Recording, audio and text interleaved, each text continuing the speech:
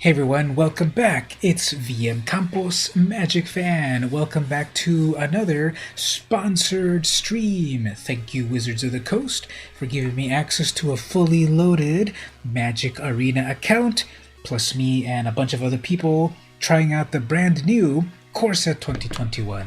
Totally appreciate it. We did some gameplay earlier today. Thanks for visiting. A lot of people came by and had a good time as we drafted, sealed, and draft, and a little bit of the ladder, not the ladder, but the one-on-one or the regular play, whatever it's called. And we're back again to do some more until the cows come home. The zombie demonic cows found in Core Set 2021. So welcome everyone. How are you doing? Thanks everyone for visiting. Let's see over here. So I'm part of a special preview Discord. Shh, don't talk about it. But this is where I can see the other people that are also part of the event, and then we can probably 1v1 each other a little bit. Who is here? I think XLM owes me a game, and also a few other people. So let's see. Should we do some draft, sealed, or 1v1? I've got a cool new Rin and Seri cat plus dog brawl deck. Let's do this. Actually, let's just do a quick random play with people match right here. Let's see who's up for the direct challenges. 31 messages.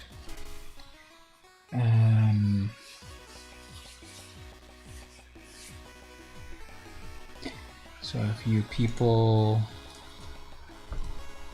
I'm down for some historic brawl. Let's see who else.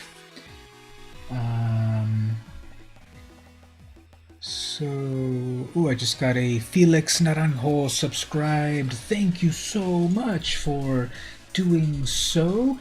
That name sounds very familiar, actually. I think I might know who that is. And I thank you so much for the subscription there. So we're going to do a little gameplay. Okay, X-Taton is the opponent. Now here's my deck. It's full of cats and it's full of dogs, and it will wreck my opponent if things go well. So turn 1.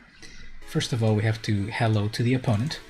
And then we get a forest. Okay, guess that'll work. So we have a mountain ready to shock their own kitty cat. Whoops, I guess I have to shock that kitty cat, but you gotta do what you gotta do if you want to win against these opponents. So I also have a bunch of cats and dogs in my deck, so it's cats versus dogs. It's vicious animals versus cute animals. Let's see who pulls it off. Okay, so my opponent didn't do anything. Very good.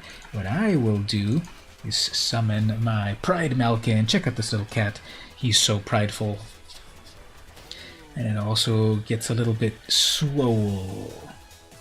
He starts off smole, but he becomes swole. So it's a 3-2. Next turn, I will be able to summon the best card in my deck, the Rin and Seri Inseparable. That is like the win condition of my deck. It's a cat and it's a dog, and they're inseparable, and every time you summon a cat, you make a dog, and every time you summon a dog, you make a cat. And then together they combine and do amazing things. Oh man, they're banishing my poor little Pride Malkin. Okay, fine. Got it. But what I'm going to do is... let me see, what color do I need? I have all the colors already, I guess. So time to summon Rin and Seri Inseparable. Look at this amazing animation.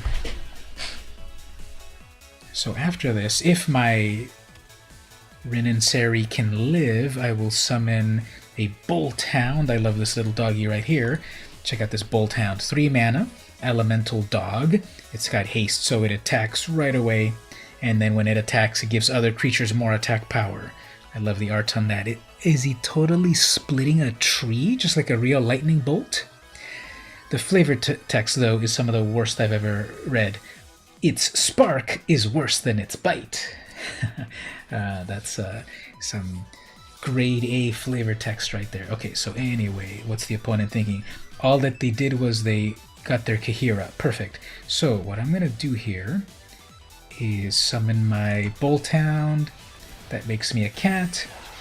I attack with all of this, and that's attacking as a 5/4. Vicious. 7-hole damage. My opponent can probably... Oh, they're going to Kahira me. Sure. No big deal at all. I think here... I'm running out of mana, but... okay, let's summon a cat plus a dog.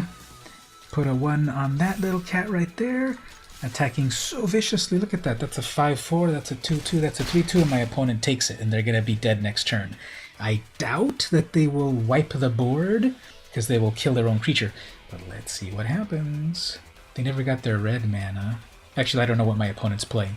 But, I'm definitely playing cats and dogs. They could mutate it. No, yeah, they're going to mutate. Okay, they're going to mutate and make a bunch of other things. That's fine. Let's see if they dare attack. They will attack. Okay, no problem, because I have an amazing card to deal with that. Swift response. Destroy target tap creature. Oh, never mind. Okay, that won't do it. Anyway, let's make all our cats stronger.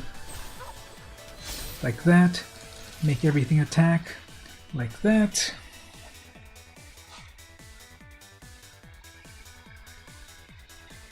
So let's see what they block. Sure. And that. And that. So that brings them back from the brink. They have 1 creature left that has vigilance, so that's not good. My swift response won't work because it'll only destroy a tapped creature, but that won't tap, so that's a problem. And that's a planeswalker. Okay, I guess we can bring out a planeswalker and make another cat. Sure. And an icon. Sure.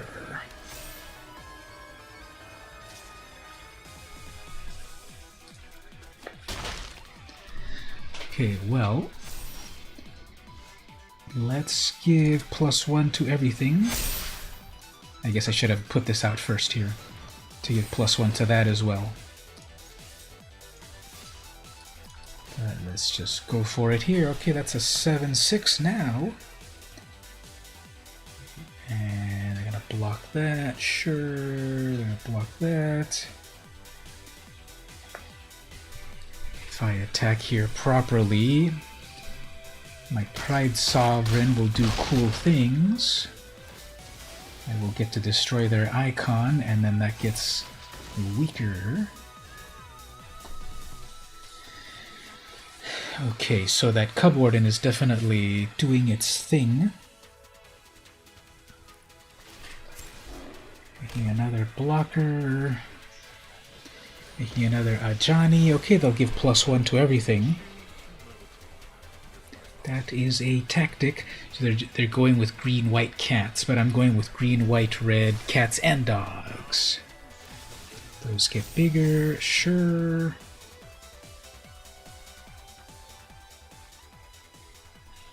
So what do I want to do here? So everything's at vigilance, so my swift response won't do anything. What I could do, that'll be some amount of damage to everything, so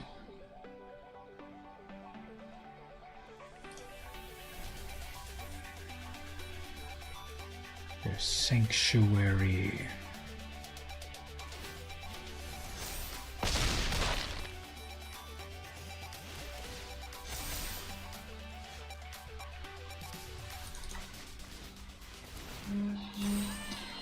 Guess it's just a matter of bringing all of these together. Gonna have some blockers, but besides that,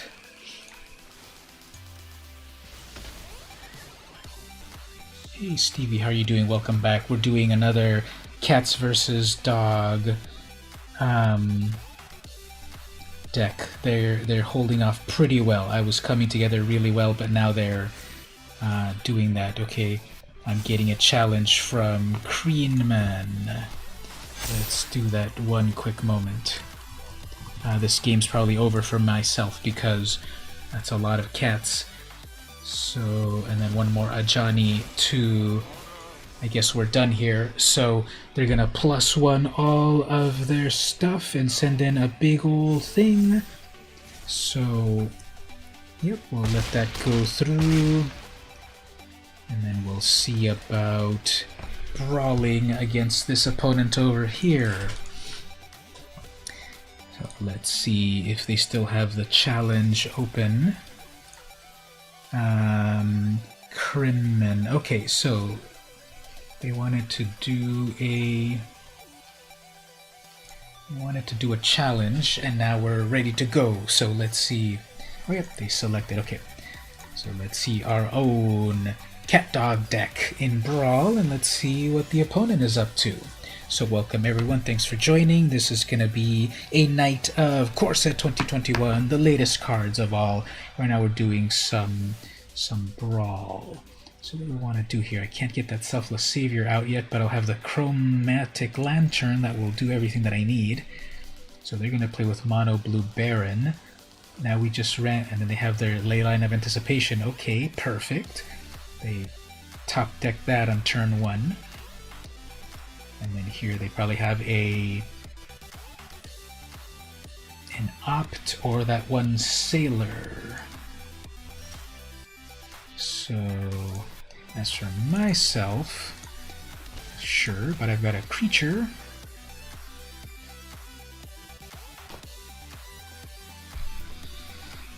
Alright, so my opponent is Baron, Tolarian Mage. It's 3 mana in total. It can return stuff. This is going to be a big problem because they got their Leyline turn 1. I'm going to need to wreck that thing as soon as possible. But let's see if I can get to that point. So this is probably going to be a very annoying match because Mono Blue is obviously going to be full of counter spells and all of that. I hope the meeting ahead went well. Well, it was one of these classes, which could be,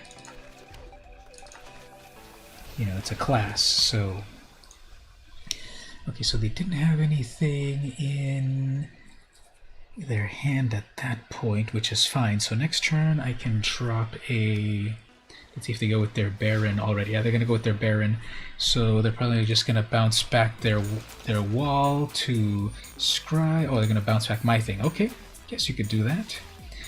And then if you bring in the Void, that will let me scry. Ooh, I want that. Okay, so then we bring in the Chromatic Lantern. That fixes my mana. I'll be able to exile. I can exile anything, right? Yeah, I need to exile that Leyline, I guess.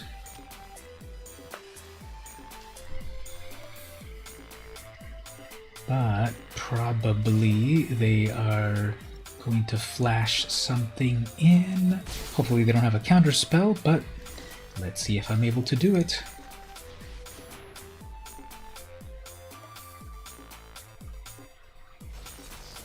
Yep, there's the first counter spell.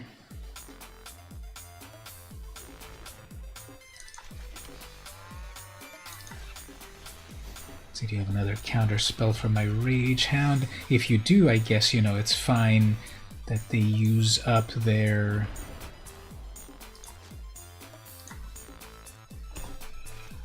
So we have a Mu Yang Lin, sure. Want to auto pass.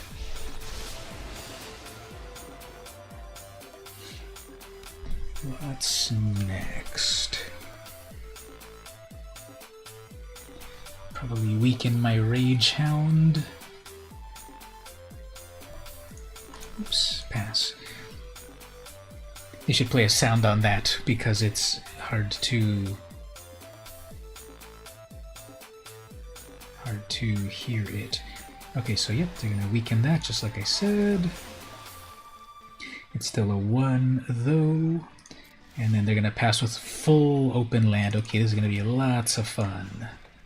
Lots of fun to play with.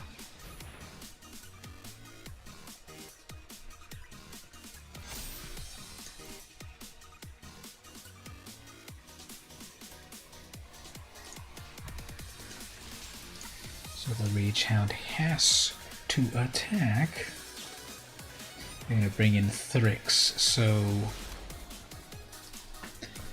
probably just want to quit this one. I'm not unless I get some good stuff here. They have mono blue, they have the ley line, they have a huge threat. Unless I get my answers, this is gonna be game over. So let's see. So now they've got a 4/4 flyer.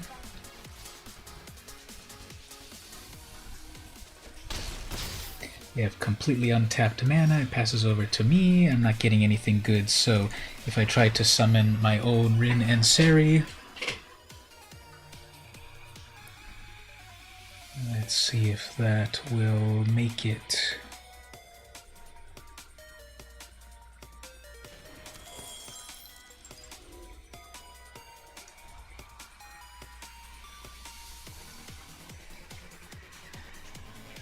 So they have some things in hand that they don't know that they can cast, I guess, because they're stuck on their own. We have one of these, so it only gets indestructible. So yeah, they've got this wrapped up. So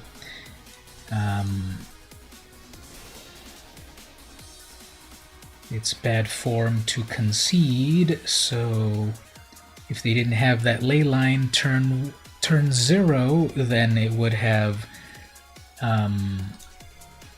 been a much different game.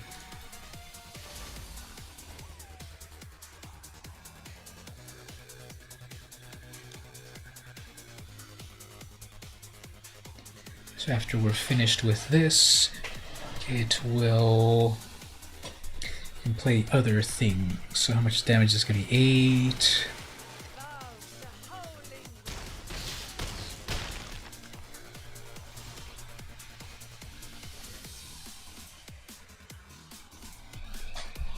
So if they get cute with other attacks.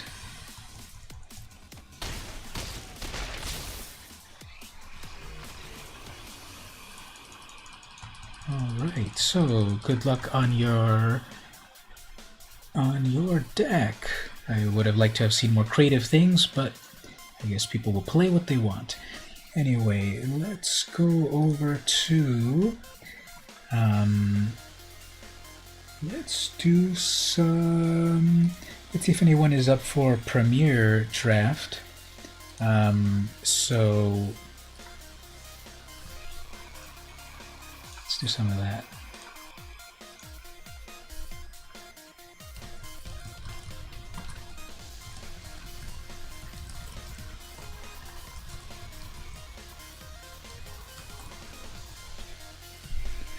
So let's see if we can get some people to join us in the draft here. So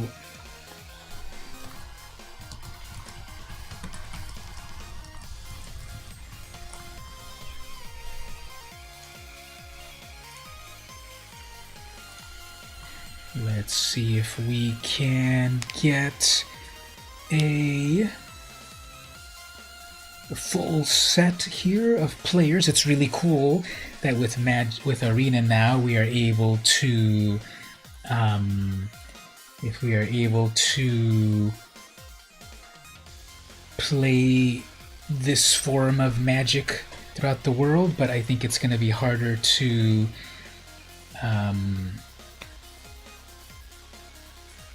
it's going to be harder to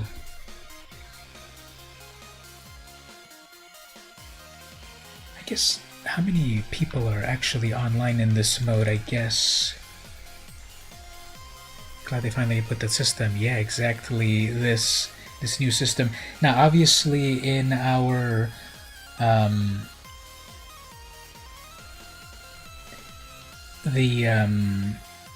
because we've got a smaller pool of people playing, and I bet they're playing a little bit of everything. It's a little bit harder to fill this. So, let's go with the other. Let's go with maybe a sealed. So with sealed, you don't have to wait for a whole table of people to show up, because you can craft your deck right away. And this might be fun right here, because then we can look at the cards that we get if it doesn't crash. When is 21 launching? It's going to launch tomorrow. You know, it's going to... I gotta restart this, I guess. But it's tomorrow. You know, today's the 24th here in West Coast time. Let me just answer one thing. Well, if only the commander is M21, I'm not as interested. Sorry. Okay, so let me restart that in the special VIP client. See, it's different because the icon is black. This is our special client here. Actually, I should probably hide this for a moment. Let me just hide a quick thing, because it's going to pop up. It's going to pop up possibly some unique info that I can't quite show. So, alright, it took me back in. So, well, I'm getting challenged again that it's going to be other cards, not just the old cards. So I guess we'll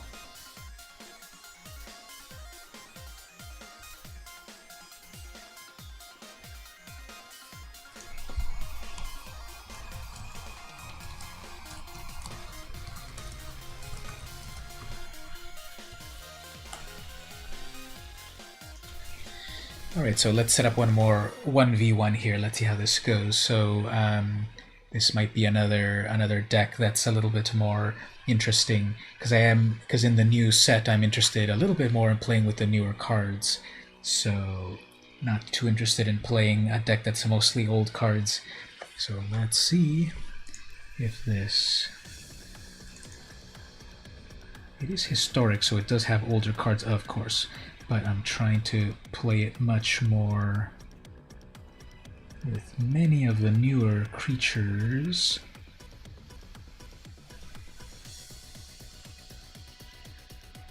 Mostly a focus on the newer creatures, but of course some of this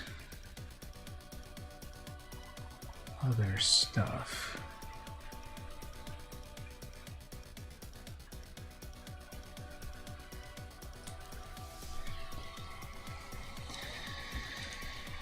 Okay, well, if the opponent ever gets here, we'll do that in a moment.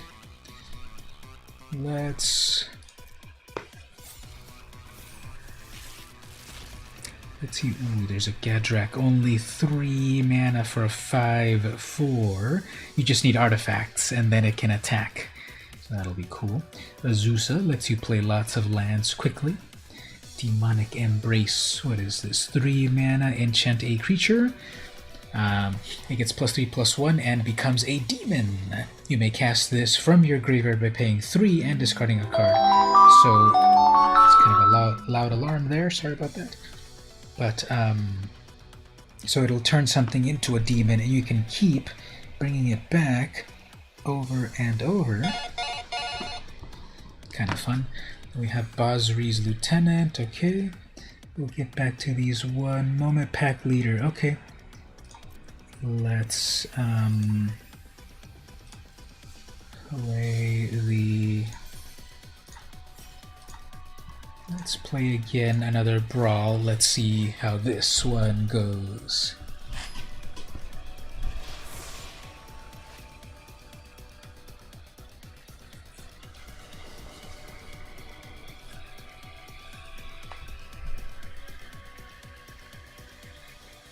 Okay. that will work. Let's see.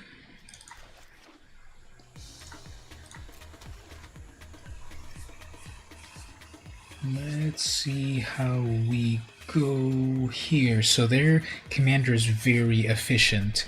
It's only 2 mana to make a bunch of cats.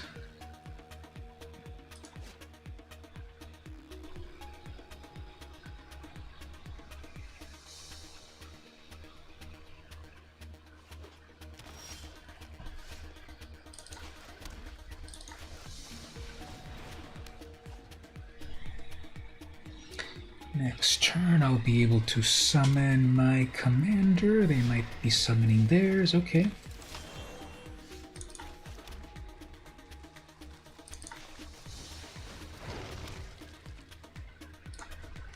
So my igneous cur. I keep seeing it as ingenious cur.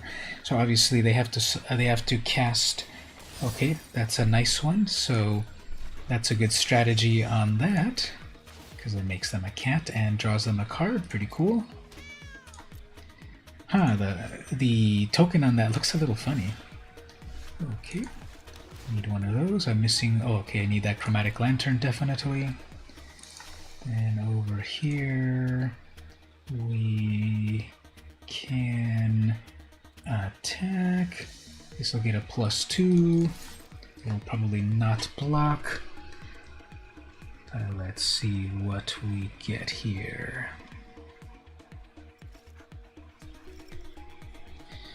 Yeah, this chromatic lantern. I like that it fixes all of your mana. So a double attack right there, that's 5 whole damage. How does that happen? But they'll be able to do 5 damage to me too, although they'll be tapped out. So next turn, chromatic lantern. Then I'll be able to banishing light their commander, I guess. Although they'll be able to summon it pretty easily. I guess I have to actually banish their planeswalker, so that's what we'll do. Okay.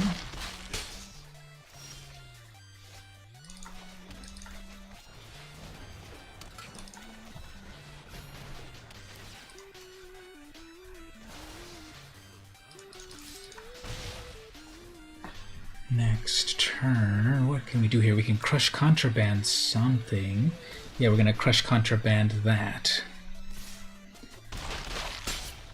We're gonna crush contraband 2 things actually, because they have an enchantment and an artifact. So exile an artifact, exile an enchantment. So there's an artifact, there's an enchantment.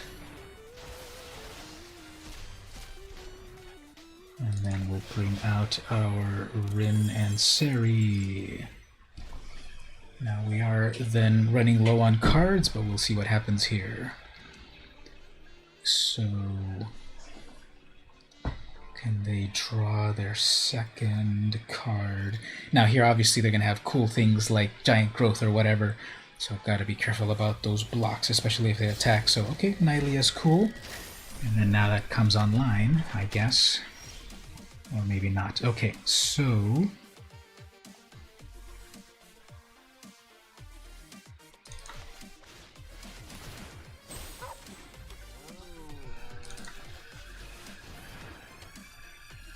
let's try some of that. Got the Smothering Tide. They've got plenty of mana to pay for it, I'm sure. If they do pay for it, that's a big brain play, because obviously they have so much mana to work with. So they actually wanted the mana. Alright, let's see what we get here. We got a Destiny Spinner, that's a good one. Azusa's not doing too much. We've got that scary, Solemn Simulacrum. So that's a good one.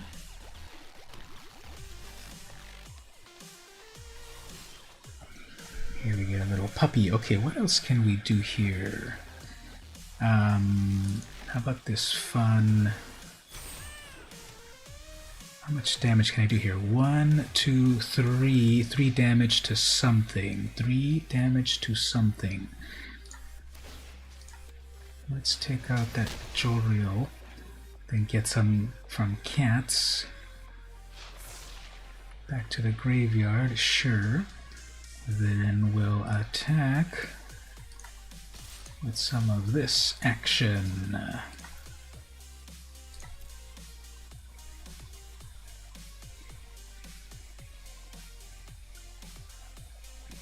So I'll be able to pump up my cur pretty well. So yeah, they're reading my tiger over here. They're double blocking. Oh, they're single blocking. Okay. Well, I guess that'll be fine because then they can... it'll still make my tiger bigger. Hopefully they don't have a cool ability.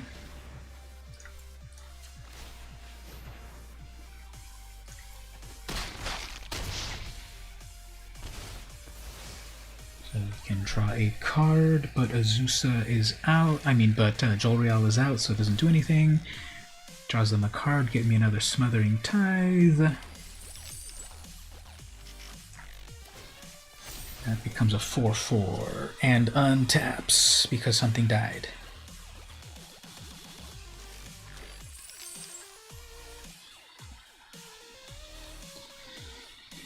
Alright, so I can still do 1, 2. I can do 3 damage with Rin because I have 3 dogs.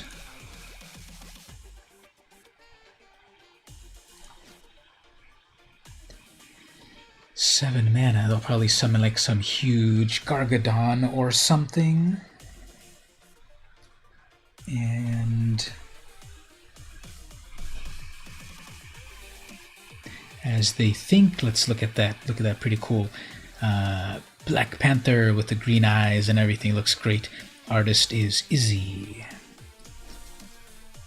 So they're kind of looking around like, what's my target? And they're looking at everything. So I have the Selfless Savior that can save my Rin and Seri just in case, plus it dies, plus it'll make my Sabertooth stronger. So they're going to Jolreal that, sure. They're going to draw their second land. They're going to Nylea, they'll probably Nylea, and that'll make another cat. Someone said this is a cat trip because it will, Jolreal will draw you a card and make you a cat. So we're going to cycle that, sure. Putting a trample counter on something.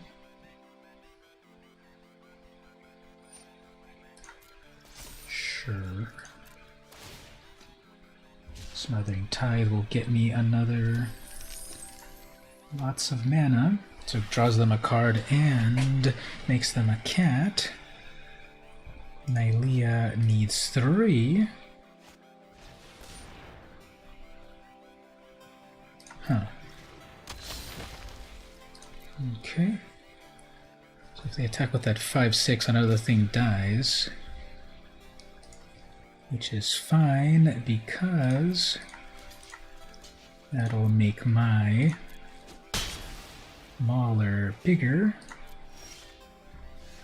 I guess it's non-tokens. At the beginning of your end step. Okay, only my end step. Okay, fine. So how much damage we can do here? Only, we can do 3 damage to something.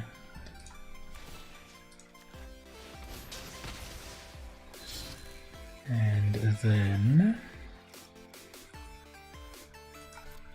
I guess if I lose that, I'm okay with it. I could get the Selfless Savior to, yeah, we'll do that.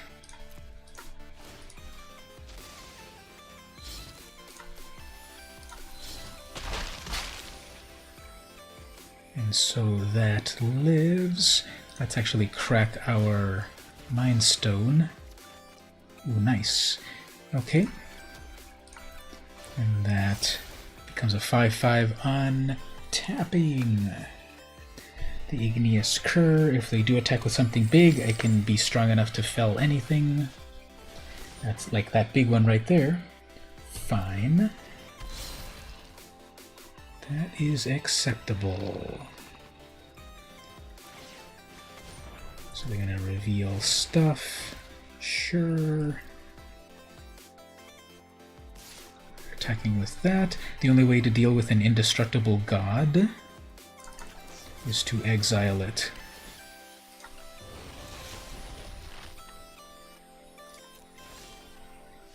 Alright, so I can only do 2 damage to something.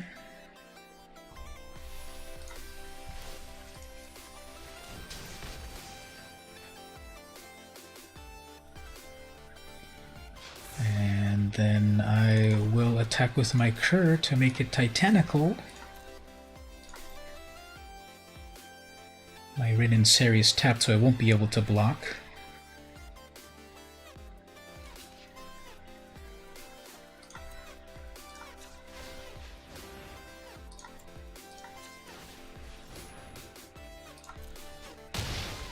So Azusa didn't do very much. That becomes a 6/6. So at least I can block that 8/5 and I'll keep my other things. That Bonder's Enclave will be able to draw them a card. That's good. This Igneous Cur is really doing its job. Okay, that's a 5/4, sure. And that's a 1/3, that's a good one. They will probably attack with that 8/5 and I'll block with my 6/6. I can live with that. Tree Shaker Chimera. All creatures able to block this must do so. When it dies, draw 3 cards. That's nice. They don't have their Jolrael out, so who cares? But I think this deck is coming together for them very well. So I have to block that, and we lose both of these together. Sure. Draw 3 cards. I don't like that, but that's what it does, and it draws me a whole bunch of this. So again, I'll attack with my cur titanically. Okay, let's first bring this out.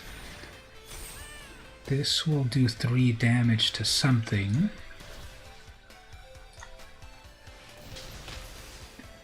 Then we'll attack with this cur, and then they'll die and they'll get their silver back to...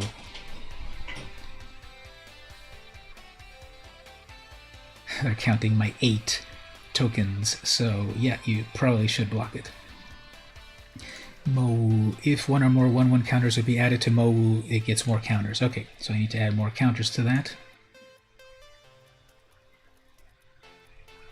And that draws them... So they didn't block. Okay, this is going to be kind of a lot of damage.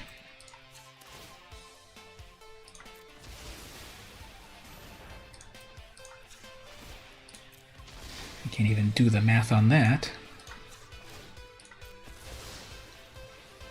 But that might be GG. I guess not. Okay, close enough to GG. Although they have a ton of cards in hand, so that could be not good. Okay, so they paid 2 for the Tithe. Nice. They still have 8 whole lands. Now they have 9. So I guess there's a Great Henge. Okay, that does its thing. Reina, sure. Draws me another Tithe. If they attack with their 5/4, I don't even need to block. It's got Trample. They'll have 1 less blocker. I have 3. I have 3.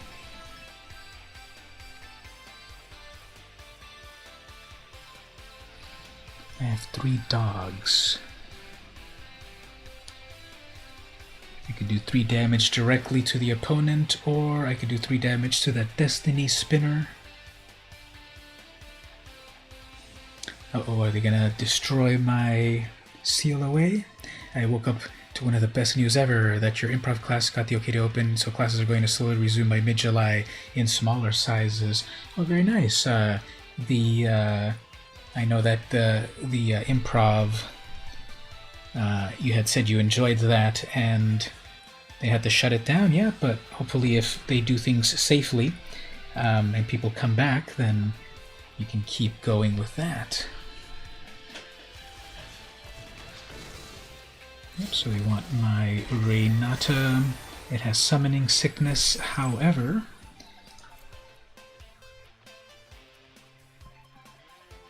it has Summoning Sickness, so not attacking.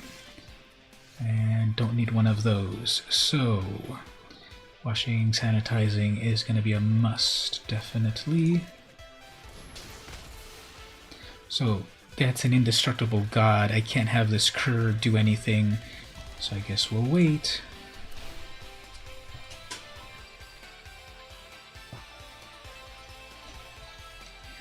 If I attack with the cur, they'll just block with that 7-8, and it's indestructible, so that's not a good idea.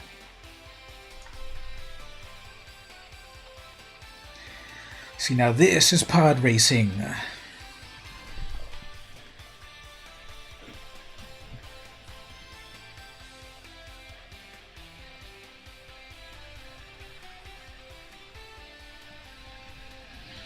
I'll be able to 2, 4, 6.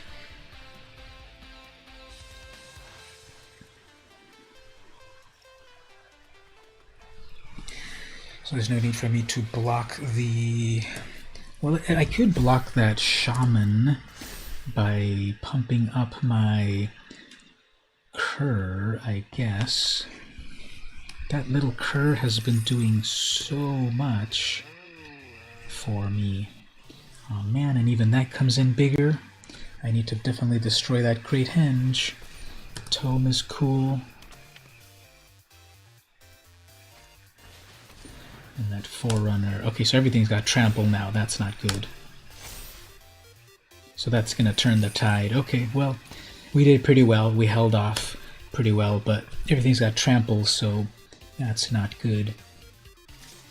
Only attacking with that one thing. Okay. Guess the best thing to take out is the...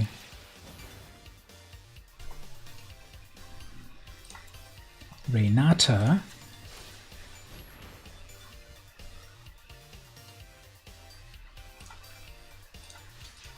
And we gotta double block this silverback. But that wipes me out. And now I've got to get rid of that Forerunner. So I'm down to 5 life.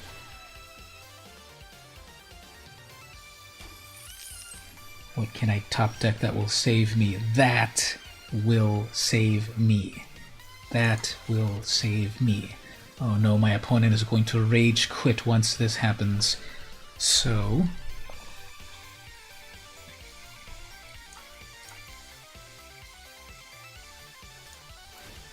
it's only going to do 1 damage to something, so...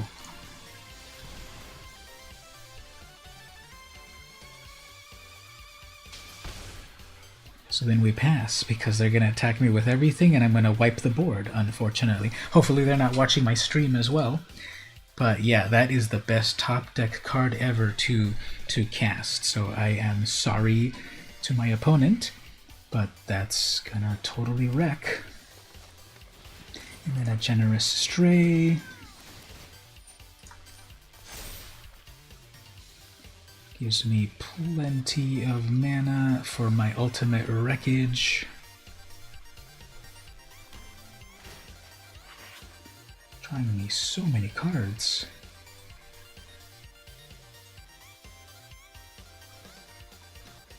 Tables are definitely turning. And a Thrashing Brontodon. What are they going to destroy? Probably that they're going to destroy my Banishing Light. Fine. Or are they going to destroy the Tithe? Come on, destroy that Tithe. It's been the one that's been tormenting you. You don't need your Planeswalker back. Yeah, they're going to destroy that. Okay, fine. They're going to give it. They're going to give something plus X, whatever, and then they're going to attack with everything, and then we're going to have to. All right, Llanowar Missionary.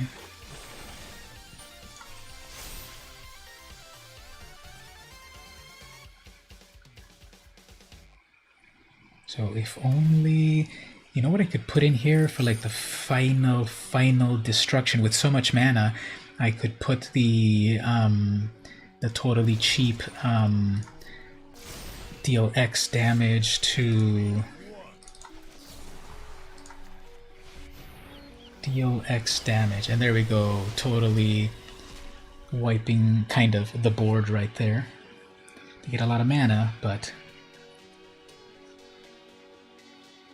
I'm still at a very bad position because they have plenty of blockers and I only have my own 4/4 right there. Oketra.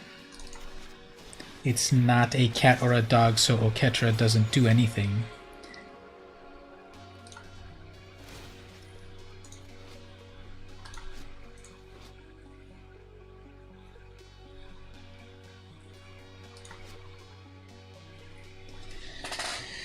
Alright, that was a very big epic board wipe. However, I'm out of cards. I need my Guardian Project.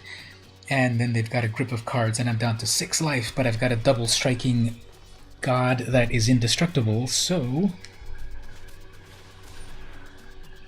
Well, that's very bad. Well, I can still block with it, and then it'll come back to life, so that's not terrible.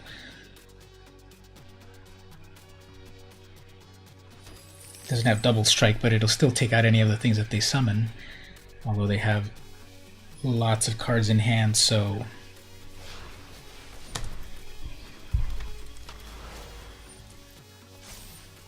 It's getting very close.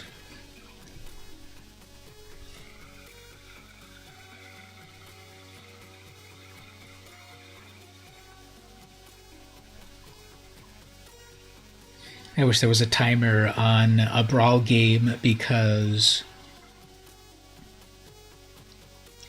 that way you can see how far you're going. Now they keep forgetting that they have that Bonder's Enclave. Well, they can't use it now, but they had that Bonder's Enclave, this land over here that would draw them another card, but they never used it.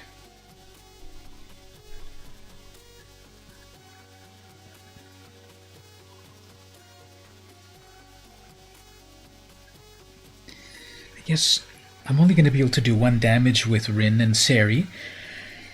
I could do 1 damage directly to the opponent or do damage to their Planeswalker. So having a Planeswalker, of course, just totally changes the plot. And then that becomes a big thing with Trample. Fine. I guess I'll have to block with my Oketra, definitely. Again, it'll come back to life eventually. What does this do again? Comes with a page counter. Whenever your commander enters, put a page counter. Remove a page counter, draw a card. Okay. So that'll make them more cats.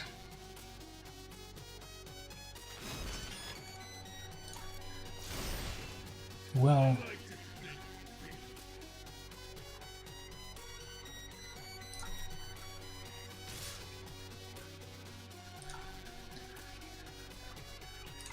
This is game over, right?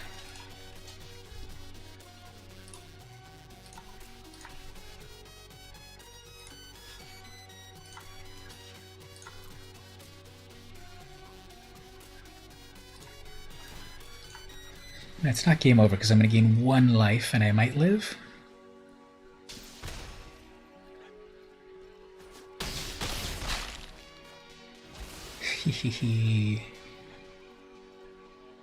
Oh, actually, I don't get my Oketra back because I lost the ability, so...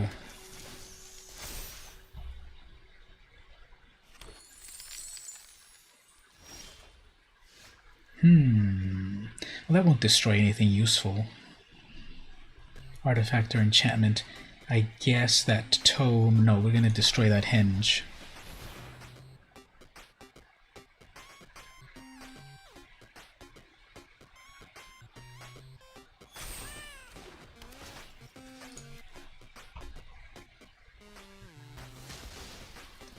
And then attack.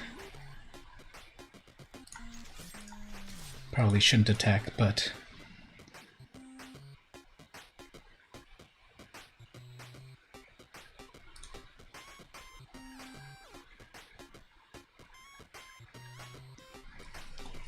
I'll still be able to resummon my Rin, no problem. I don't get any trigger from anything, though. So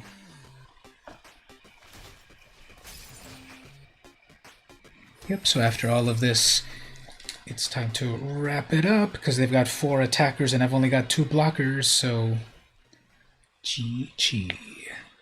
Even if I didn't attack with my even if I didn't attack with my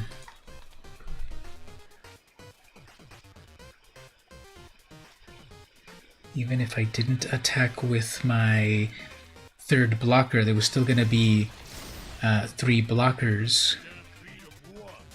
So it was very close. And then one of these. So okay, you're just showing off now.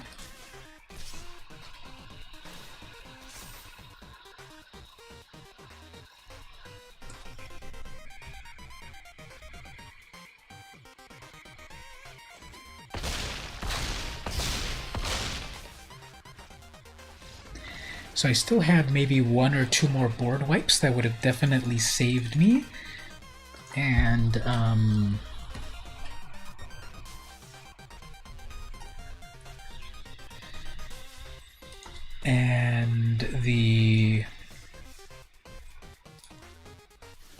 those board wipes could have saved it all, but that's the way the cookie crumbles. Okay, let's get back to this sealed deck, and let's see what were all of the good things here again. So out of the sealed pull, the pack leader, but if I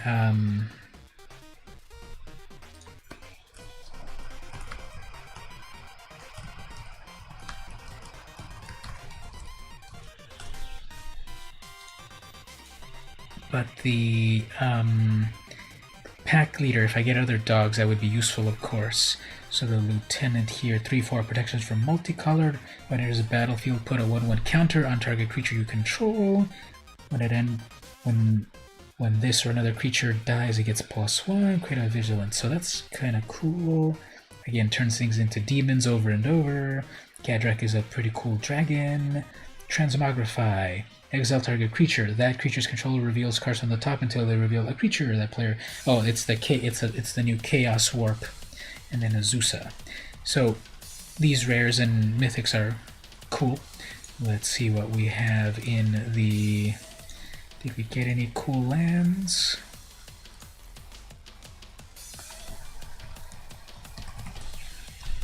Okay, so for the lands, we got a life gain land. Got a bunch of life gain lands. We got the Radiant Fountain, also a life gain land. Let's see, any good artifacts? Tormod's Crypt. The dart deals 3 damage to something. Prismite is worthless. Sky Scanner draws you a card, gets you a flyer.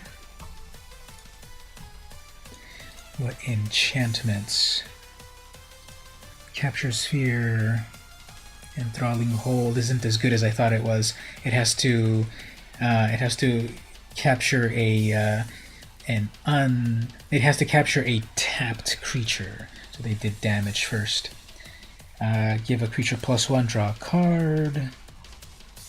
Garruk's Uprising. When it enters, if you control a creature with 4, draw a card. Creatures have trample, etc. Okay. Dubstep, it makes something into a knight and +2 first strike. And then the Rousing Reed gives a creature +1 and flying.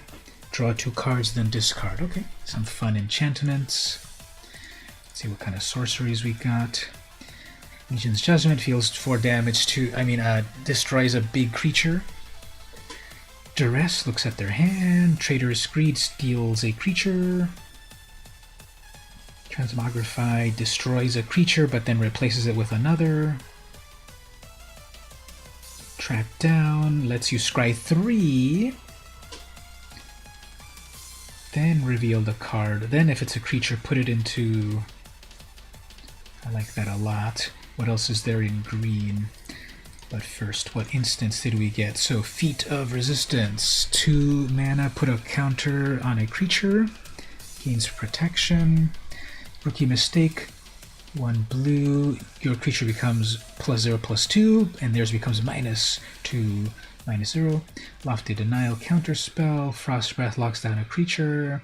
Rewind, another counterspell, plus it untaps your lands. Cool art.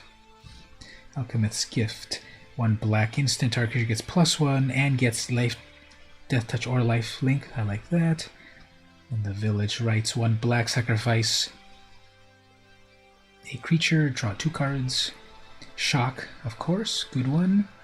Burn Bright gives a creature +2 until end of turn. Some cool stuff here. And then we didn't get any planeswalkers, of course. And then creatures. So in white, Anointed Chorister, it's a 1/1 with lifelink. Pay 5 to become big.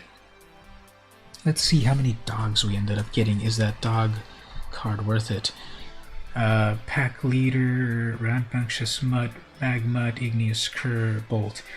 Let's try this. I'm just going to throw together all of the dog cards, and that gives us red. That gives us Boros. So if we say...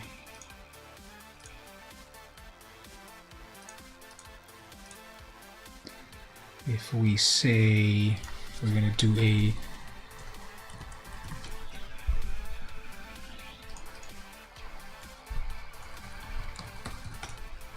If we say we're going to do Boros, we don't have any good Boros.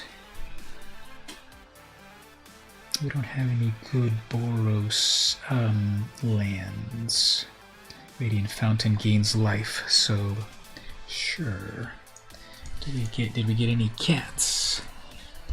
Just 1 cat. Okay, so we have a sub-theme of dogs, but that's not the only thing happening. So in white, I like Warded Battlements, gives attackers +1. I want that. A 1/1 lifelink, turn 1. What type of build deck? This is going to be red and white with a dog theme, but other red cards are also valid. We need a bunch of creatures. Okay, so this is a 3/1. When it enters, another creature gets +2. Sure. And let's look at creatures only first here. This is a 3/1, gains indestructible. This is a 1/2. This is a 2/3. There's that lieutenant. I like that. The falconer, it's a 2/3. When it attacks, create a 1/1 bird that's also attacking. That's fun. I got a little flying action going. The 3/2 flyer. Gadrak. Hireling, the weird, the augur. How many creatures is that? 17 creatures. Okay, so we're good on creatures. So the very biggest creatures, I don't have really big creatures. It's going to be a lot of little creatures coming together.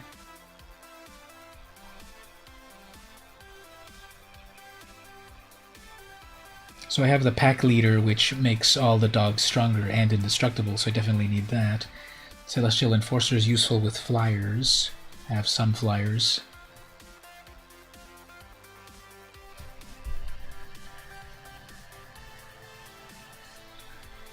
Okay, let's remove like the smallest thing or two. No, that's 16 creatures, that's what I need. Okay, so then I need the next cards. Non-creatures. So what enchantments were there in these colors? There's only Dub. The problem with that, of course, is if the creature dies, it loses it completely. What about sorceries? We have that destroy a big creature, I think so. Trader's Greed, steal their creature, probably. Transmogrify, exile a creature.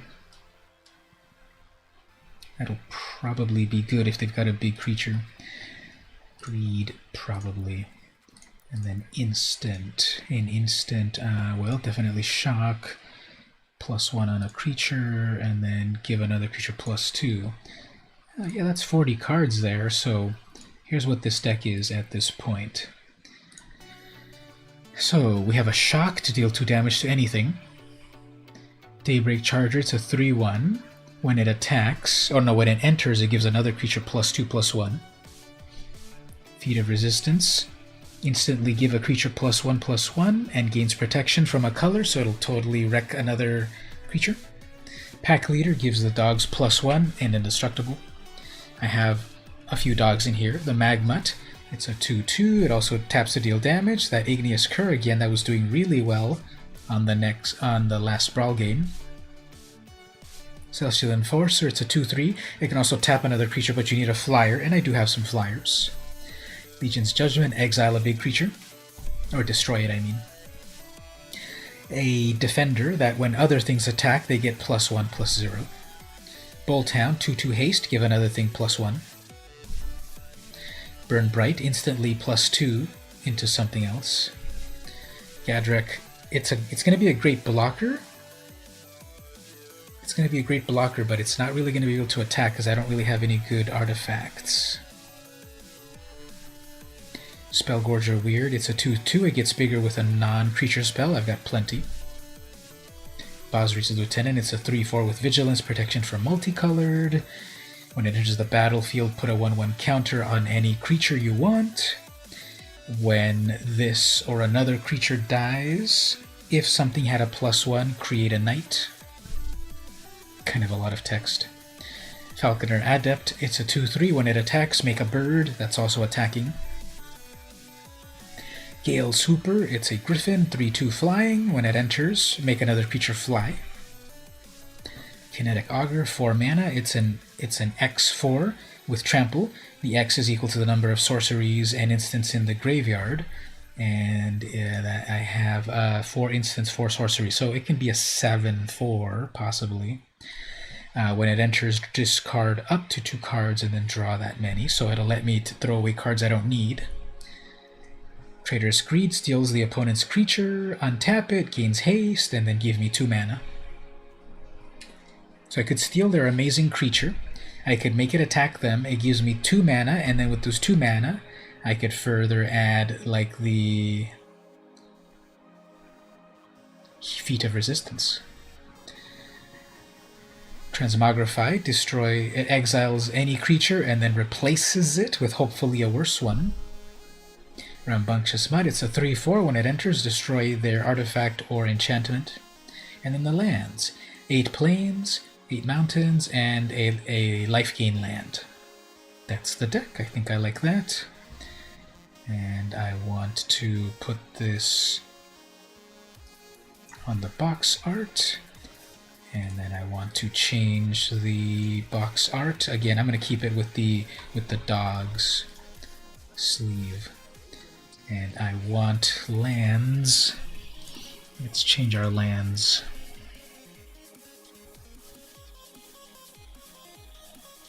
Let's go with Ravnica. Let's go with Eldraine. Go with the Eldraine lands.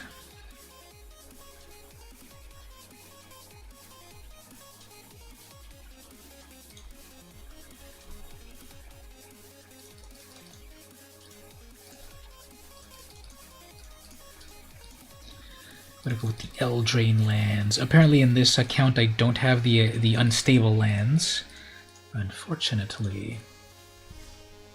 Actually, let's try something here. Am I able to go to the collection and say show me lands not collected? Am I able to get them with wildcards?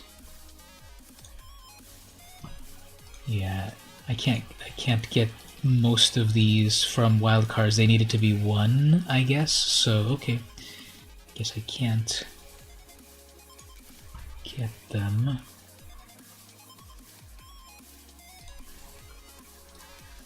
All right, let's get back to the game. Let's see how we go here with this Boros deck of a lot of little creatures doing fun stuff.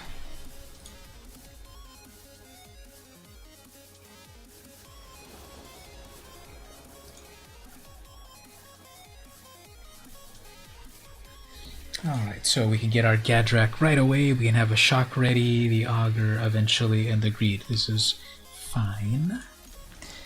Mariolo 1 is the opponent. We both have our own little foxies. I'm gonna do that. Okay, fine.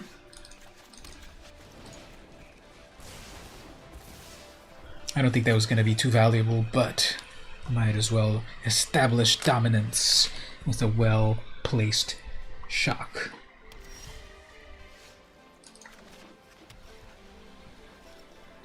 We're going with mono white so far.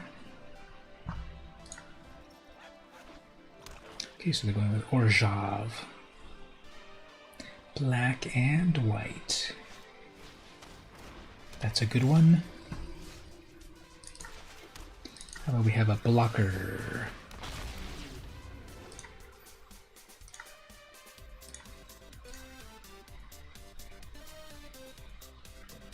So that's a 5/4. It can block, but it can't attack. As if things die, I get an artifact. If I have enough artifacts, then it can attack, so I guess a 5/4 blocker will be fine. At the beginning of my end step, create a treasure if for each non-token creature that died. So... interesting. Why would you try to attack? Anyway, let's start setting up this way.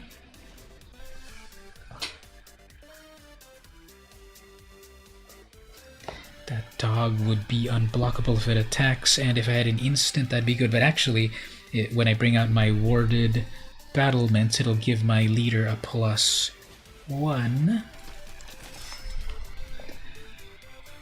So I'm missing some mana. Are you sure about that?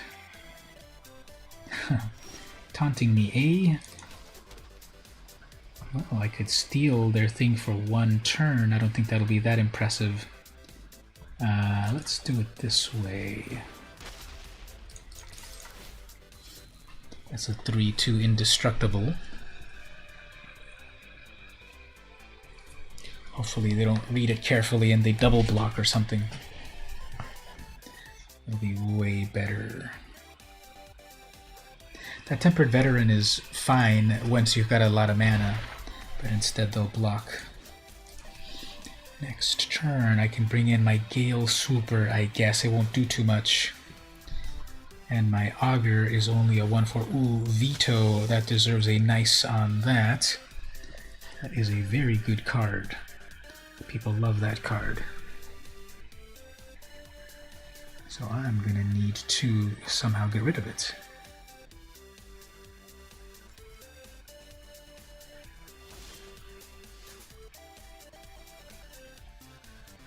Well, let's set up a flyer. Actually, well, that'll only steal it for 1 turn.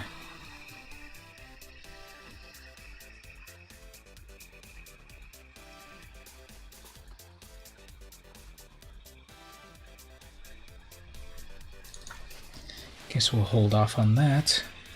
Let's make my defender flying for no reason.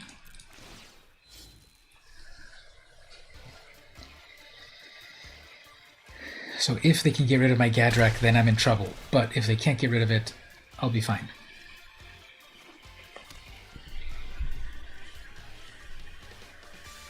They have no flyers yet, so their Celestial Enforcer can't do too much. Tempered Veteran, I'm going to dubstep that. Okay, I can live with that. That'll be a first strike. And that will destroy that. Aw, man. Okay. Fine.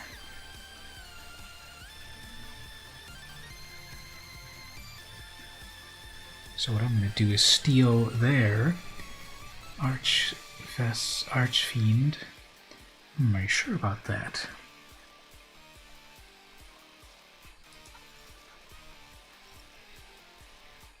I have plenty of blockers. Are you sure about that? It doesn't have Death Touch or anything, so that might not have been the best idea. But anyway, here's a better idea. Let me steal that.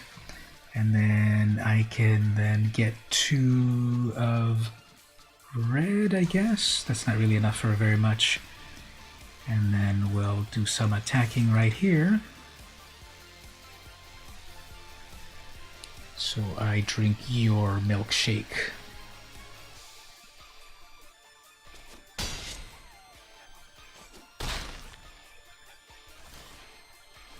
Nothing died yet. Okay. So I have one card in hand. These things get lifelink. Sure.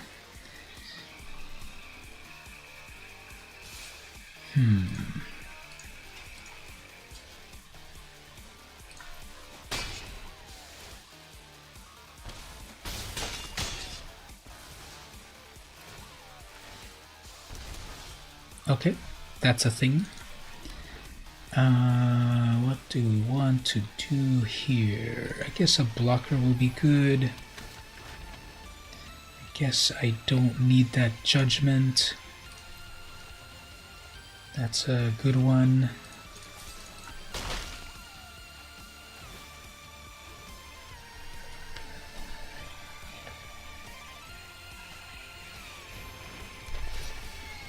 Create a 2/2. Okay. Certainly. Attacking with a 1/3. Alright, so we might be able to wrap up the game. Well, not really, because I only have one attacker. I guess I'm fine with these two attackers here.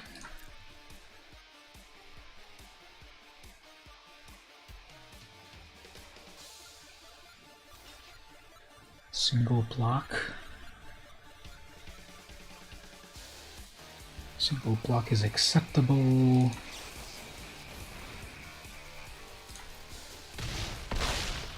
Oh, okay.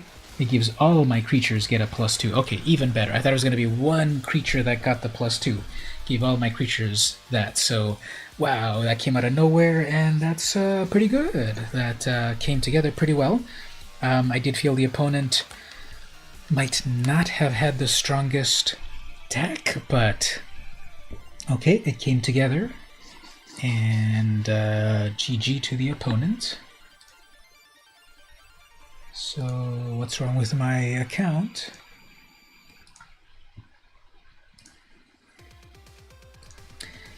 Acting. Oh, there we go. Okay, so let me take a quick break.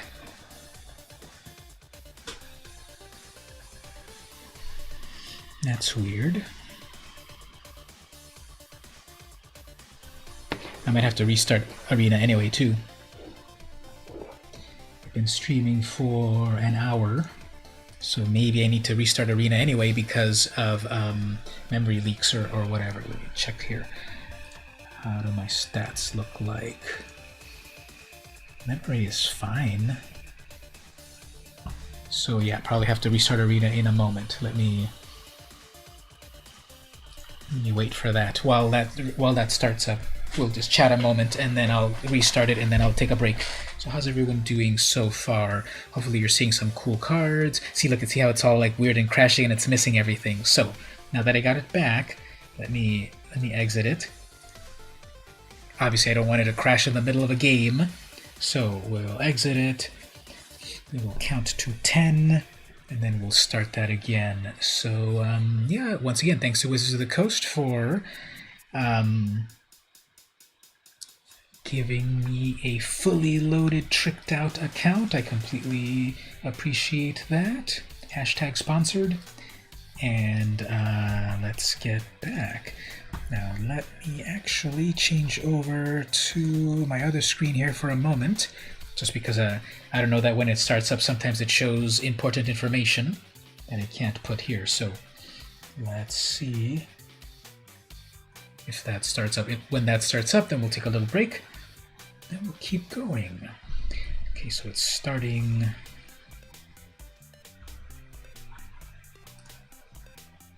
It started up normally, so okay, that'll be fine. Okay, I'm gonna take a little break. Less than 10 minutes. It's 10:50. I definitely will be back by 11, probably earlier. Just taking a little break. We will BRB.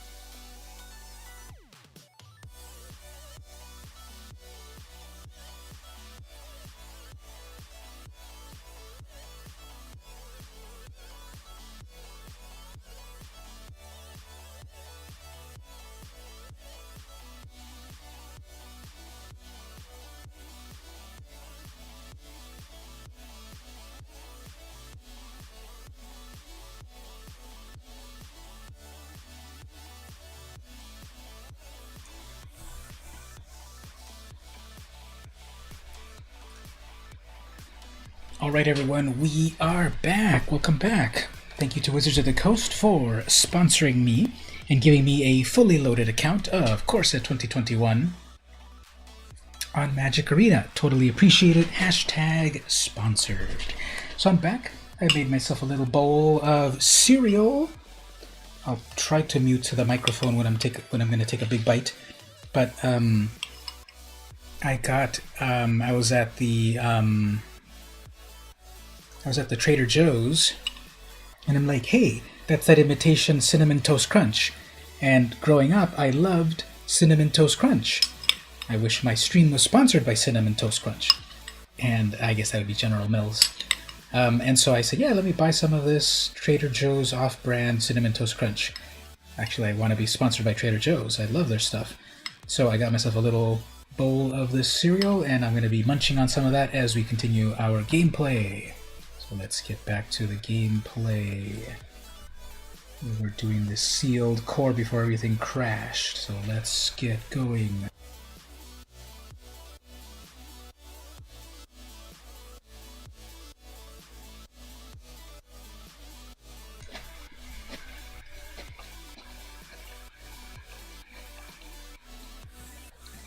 It is very tasty,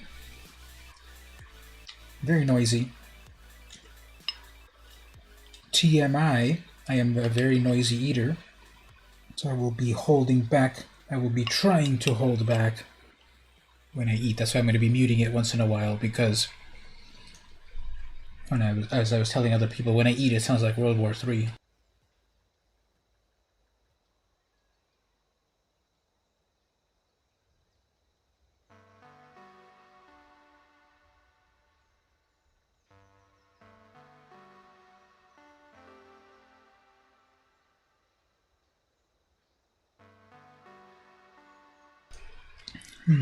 That was very nice. Okay, well, we're still waiting on the opponents here.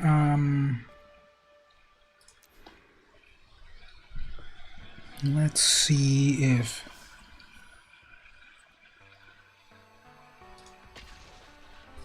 Can we get an opponent? You can also play various other ways.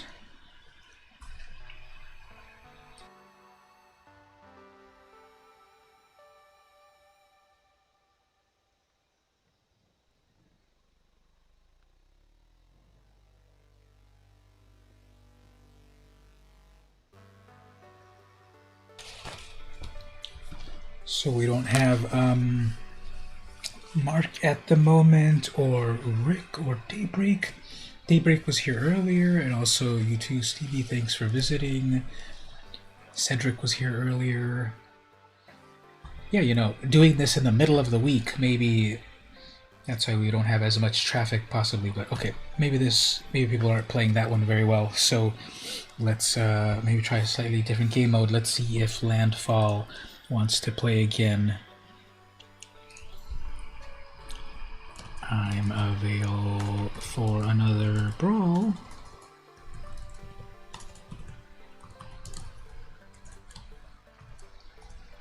Let's see if they want to do that. So Rin and Seri is the main the main brawl deck that I wanted to build.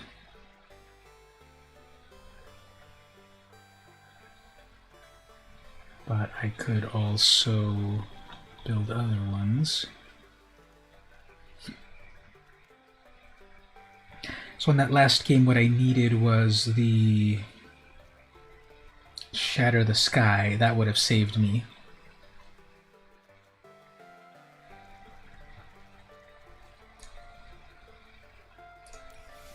While we're waiting here, let's create another brawl deck. I'll go with standard brawl.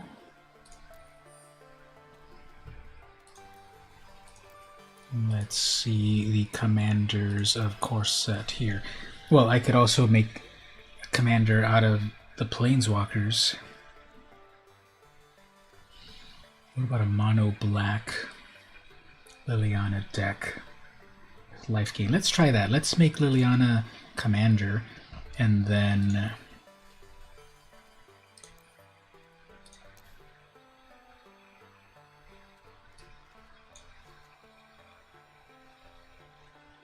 Let's make Liliana the commander and then just put all of these great mono black.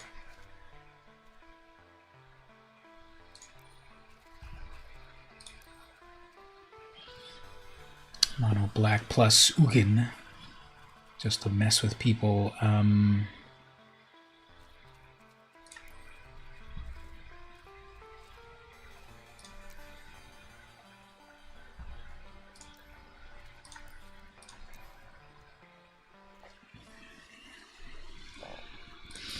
going to put every single planeswalker in here for no reason. Every mono black planeswalker. This is going to make my opponents rage quit. I'll go with the mono black. Okay, so what does this actually want to do? Each player discards a card. Each opponent who cannot loses 3. Target creature gets -X, where X is the number of cards in a graveyard. You get an emblem with, at the beginning of combat, put target creature card, so you steal your opponent's creatures. So if I can do graveyard shenanigans, Bond of Revival is the only one, I guess? Bond of Revival.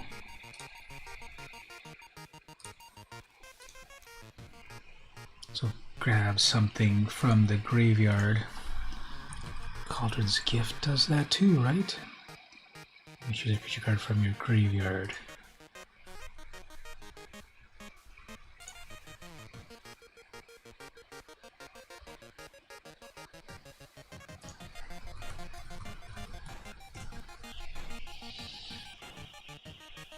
How many graveyard things?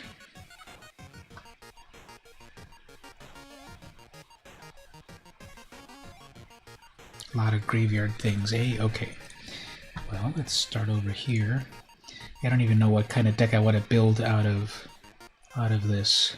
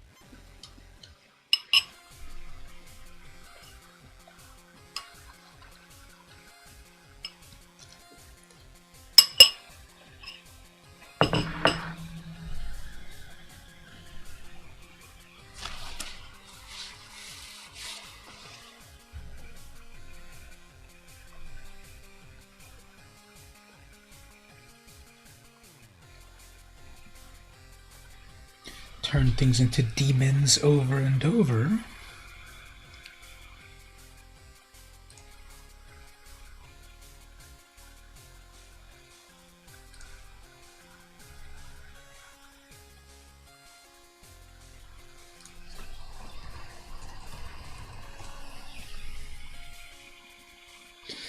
Let's see about doing some sort of life gain deck.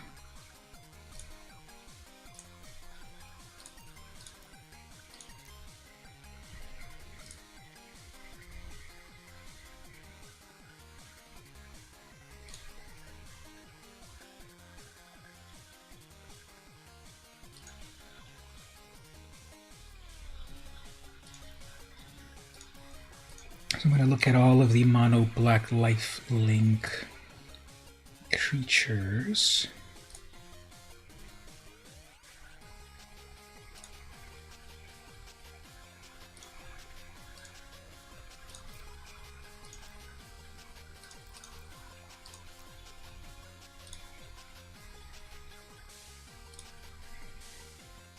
I think lifelink and death touch might be fun to build around.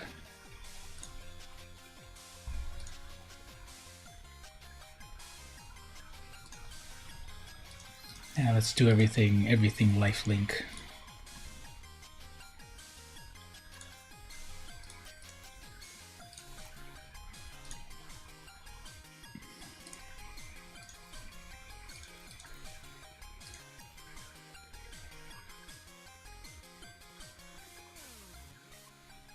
If I'm going with mono black, I definitely need Bolus's Citadel. Definitely need that.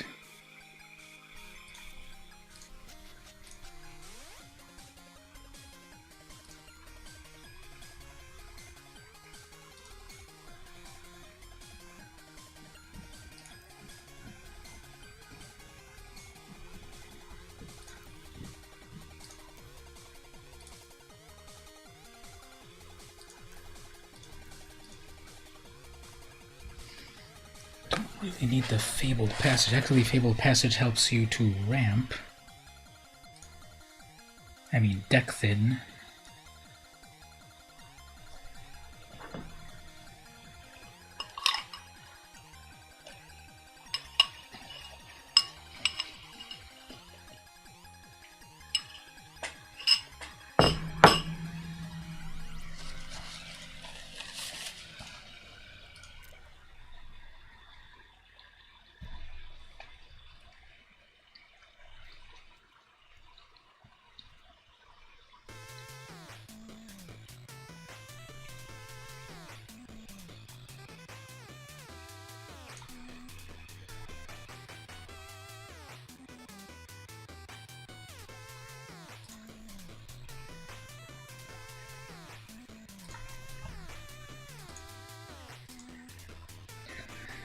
So I'm just kind of totally putting random cards together. What am I even trying to do? So we got 18 creatures.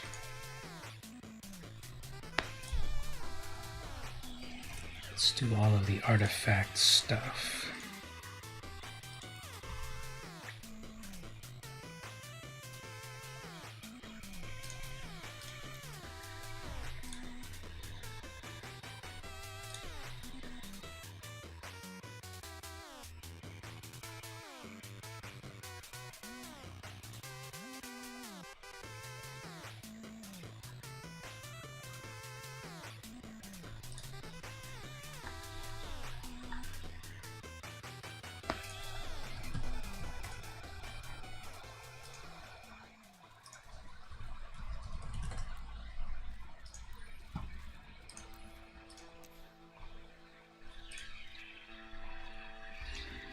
So, 24 lands, we need 25 lands.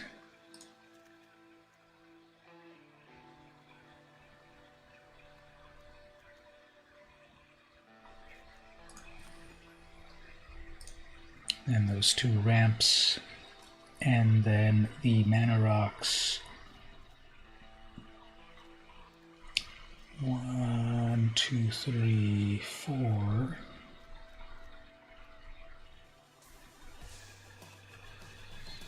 One, two, three, four. A Solemn Simulacrum.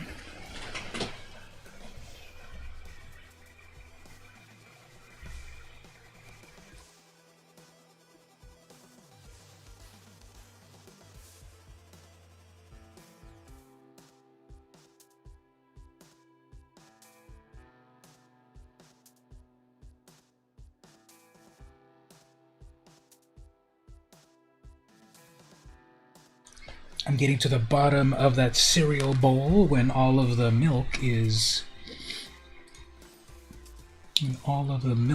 saturated with flavors.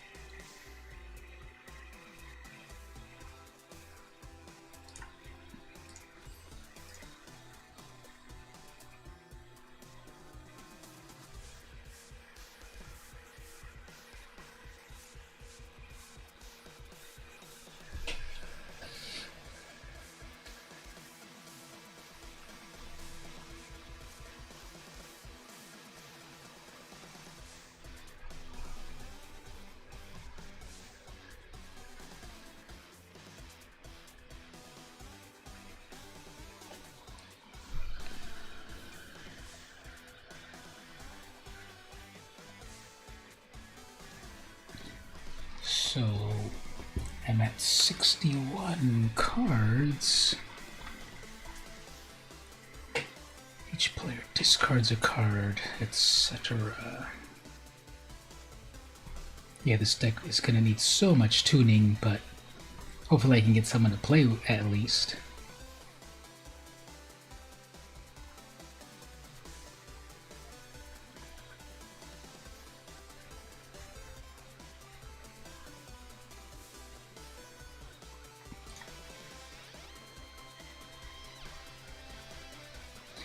So I got so many Planeswalkers, Sorin, Vampire Lord.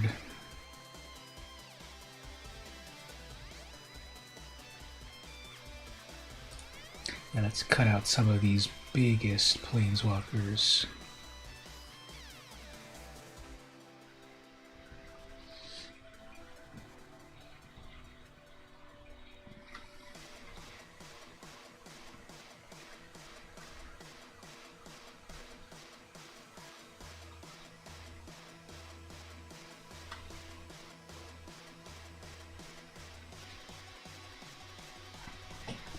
Okay, 16 creatures. I guess I can drop one creature. Here we go. And then we need some removal.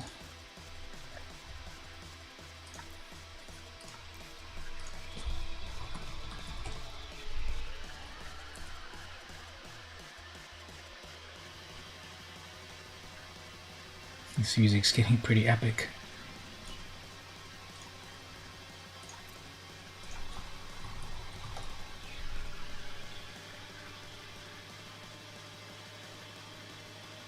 Yeah, this music's getting so weird. What is this playing?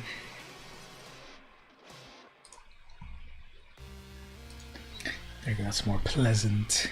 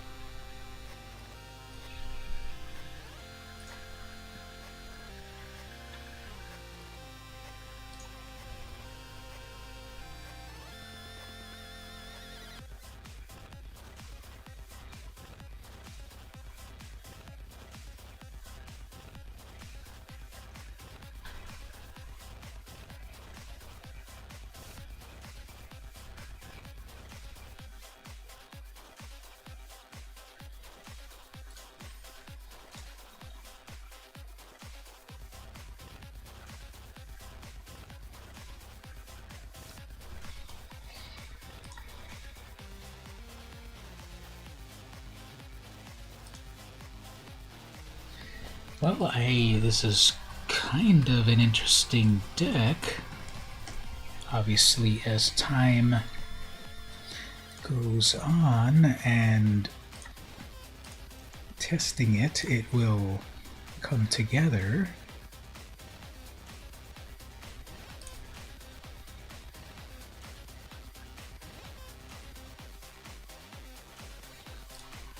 It's 60 cards.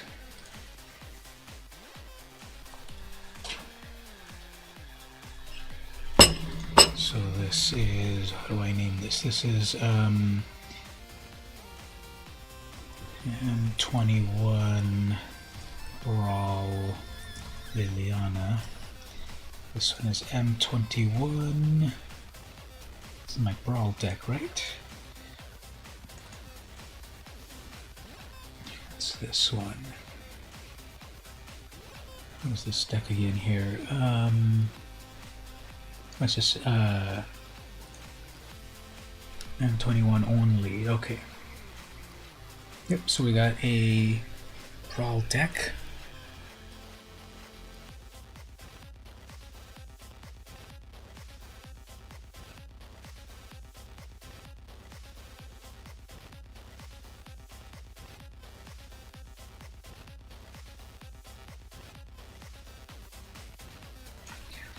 I wish this stream was brought to you by Cinnamon Toast Crunch. That was so good.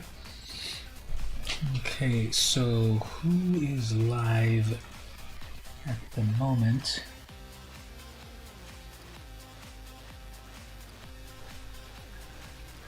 Is anyone live at the moment?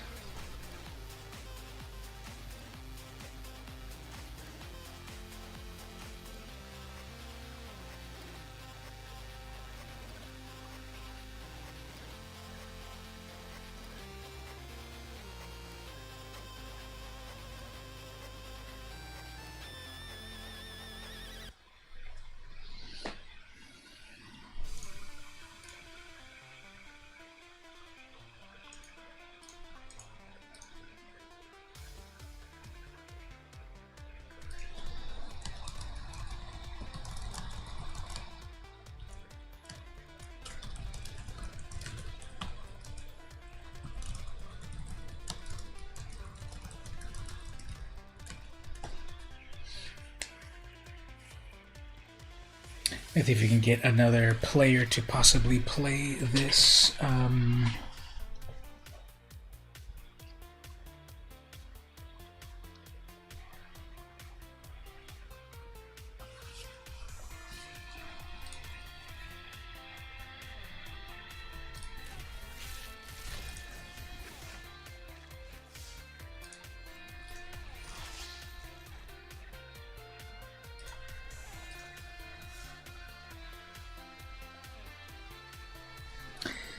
Let's see. So we can go to these various drafts. It looks like there's a lot of people winding down at this time. We are international, but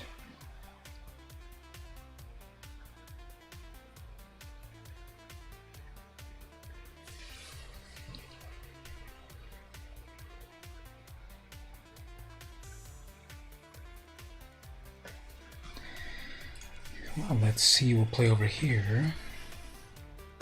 Okay, so let's get back to some gameplay. Oops, okay, we got here a game ready to go. So let's get back into over here with the Boros deck that was built from the sealed pool. This will be the first game, I guess. I think it's the first game. I'm already losing track of what I'm doing, but it's the second game. But I go first. This is kind of slow, but it's got stuff to do at turn 3 and up, so let's see how we get to go here.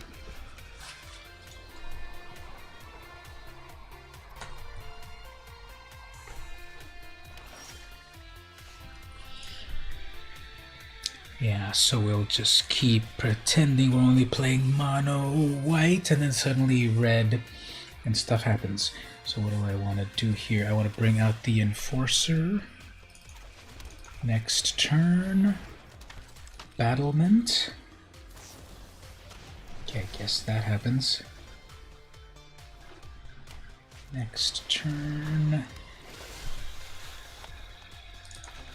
Let's see if I'll be able to block here. Let's just see what happens here if I regret this. Nice! So I gave them a 6/5 instead for free. Should I auto-concede that?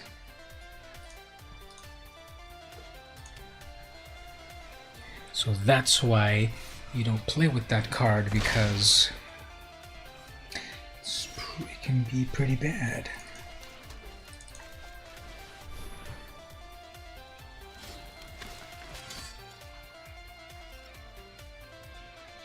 Protection from multicolored, I doubt will help.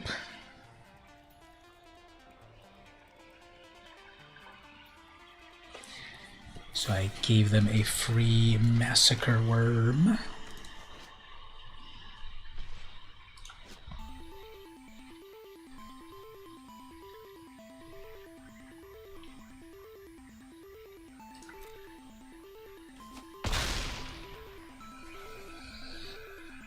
At least Massacre Worm doesn't have Trample.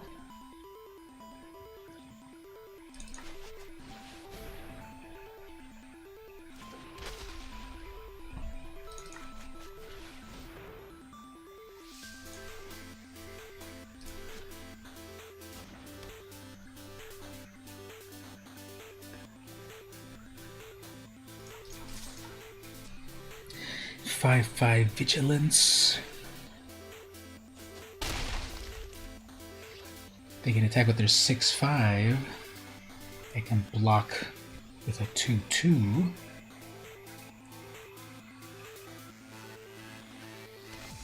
Ah, they've also got some green in there, eh?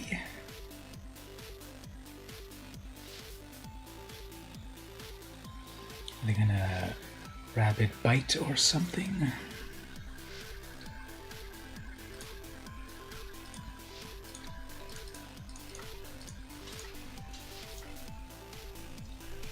So remember, Burn Bright is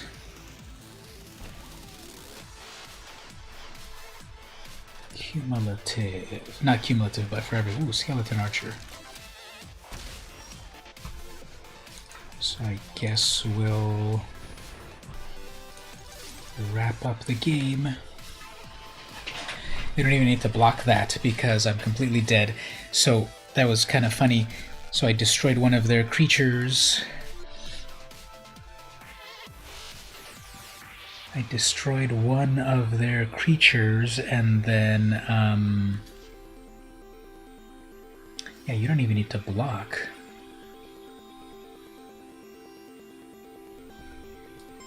You don't need to block, opponent.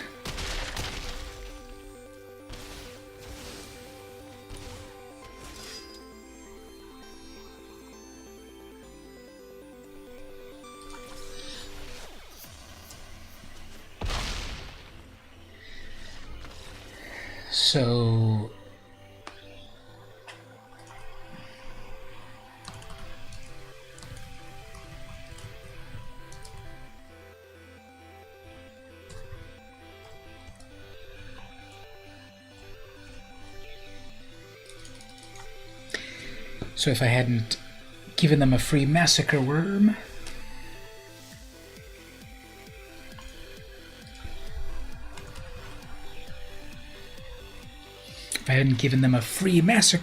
I think the game might have turned out a little better on my side, but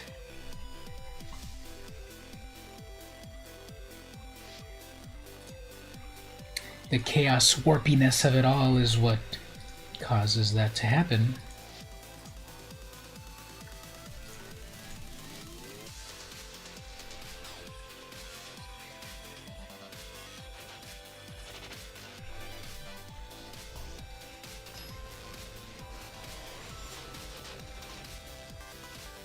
Yeah, I think I remember this player from earlier today.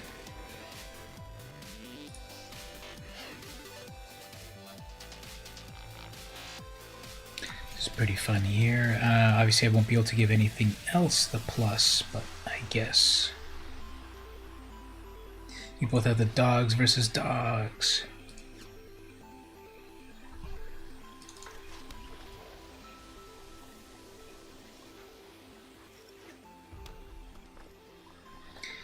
Uh-oh, so that's going to shock me to death, but I guess we'll have to pull it out.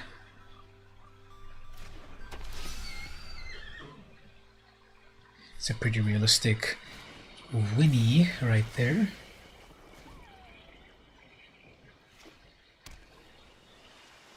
So they're gonna have another shock in hand. That'll be fun.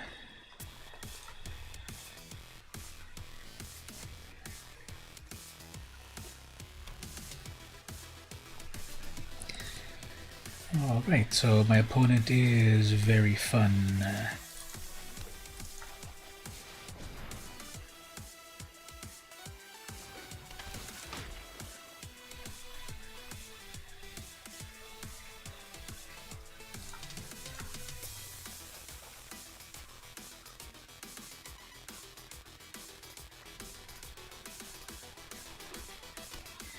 So now that's a 2-4 because I threw a few things away, but then they have 4 mana in total. We're playing Is It colors.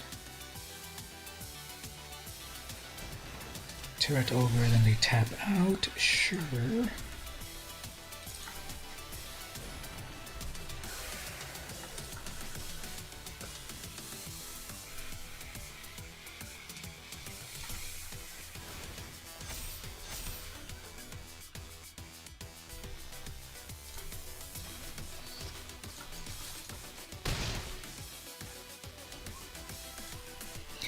Turret Augur. When it enters the battlefield, if you control another big creature, it deals 2 damage to an opponent. Sure. That gets stolen for 1 turn. Sure. Gives them double mana.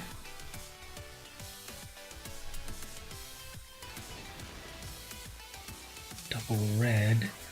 I don't think they have anything like a fling or anything.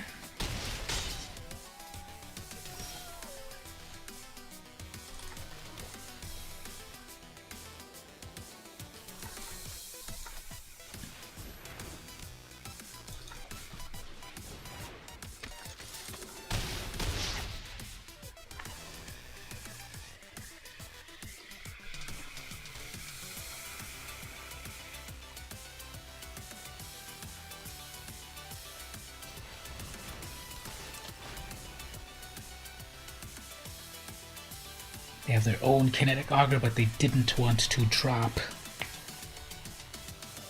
anything, so I can live with that. They have something in hand. My pack leader becomes indestructible.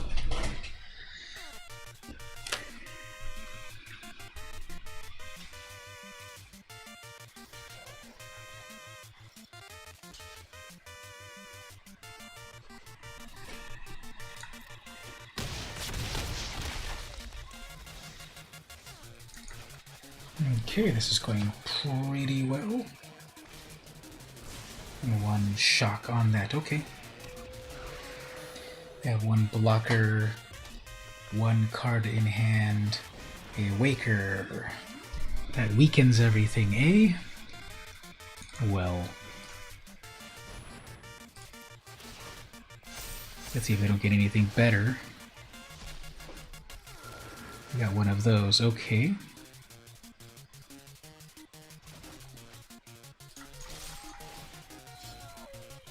Hey there! Turned in just for the win, hopefully. It was coming together pretty well. They brought out a huge, some sort of, what did they summon? They summoned a huge thing or something. Oops, what does that do? Oh, you have to sacrifice it, then it deals damage. I guess they're gonna deal damage to my dog.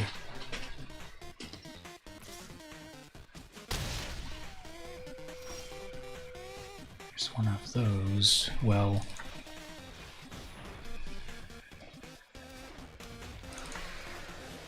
it's getting close.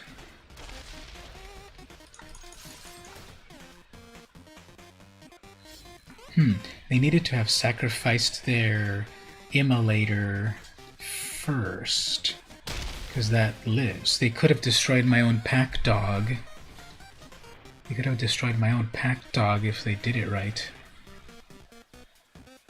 Uh-oh, they're keeping something on top. And then they pass. Okay, let's see if we can close the game here.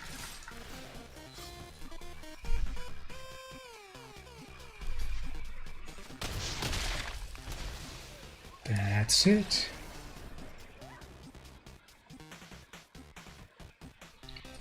Alright, so that was part of the sealed, that was a sealed deck. We'll get back to that one moment. I think others on the chat are trying to start a Premier Draft.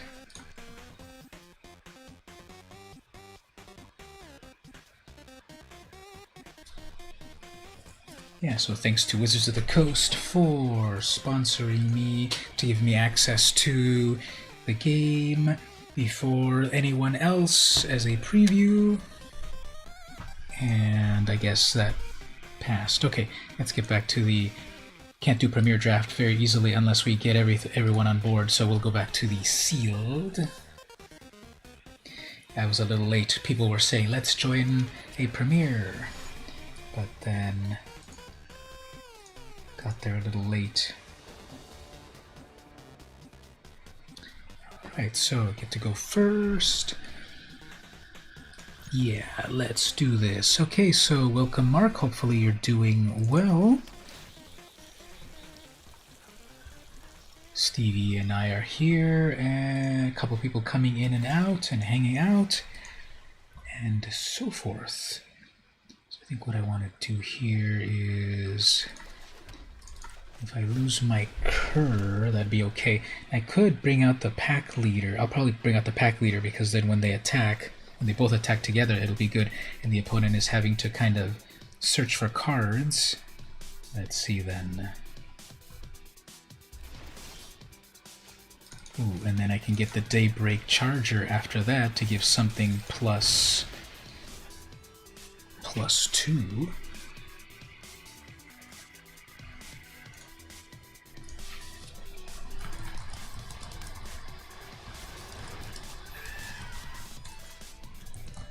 Okay, so that has haste. So this is going to be devastating, because when I attack with that, my hound gives everything a +1, so that's 9 damage in total, and my hounds now are indestructible.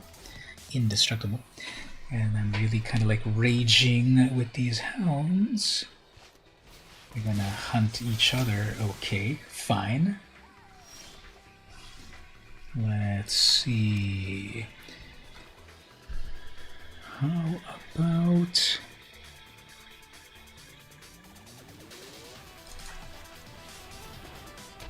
we do this here. Attack here.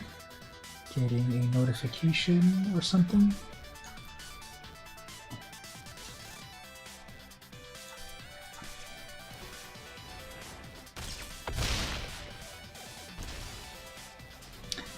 Is someone notifying of something?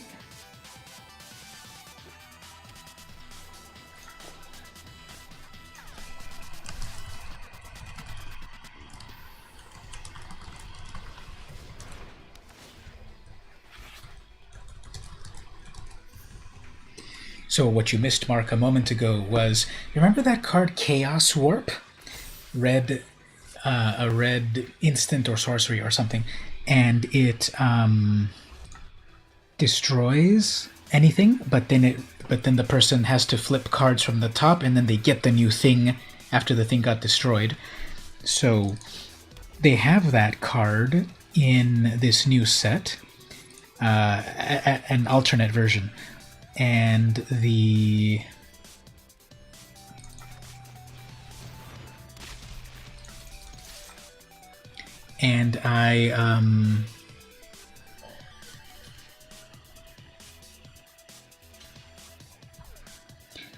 did it to my opponent, but the card that replaced Massacre Worm. So I did that like on turn 2.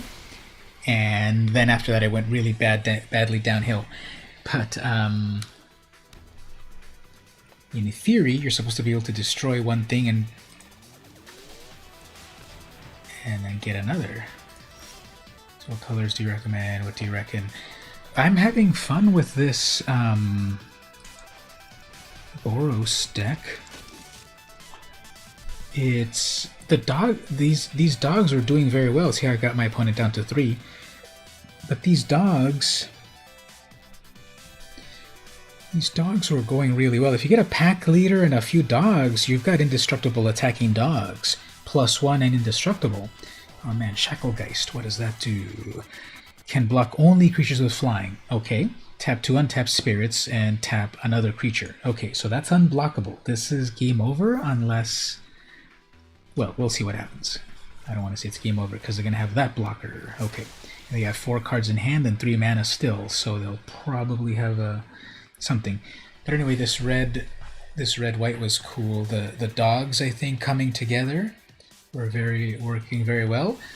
Yeah, it's going to get countered, but gotta go for it because the game is close.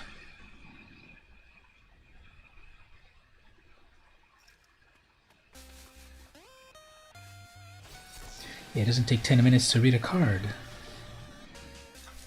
Only one blocker here, plus a bird. What I like a lot is, check it out right here, this creature. Warded Battlements, 3 mana, 0/3 defender. But all your attacking creatures get a +1 when attacking. So that's causing cool things to happen.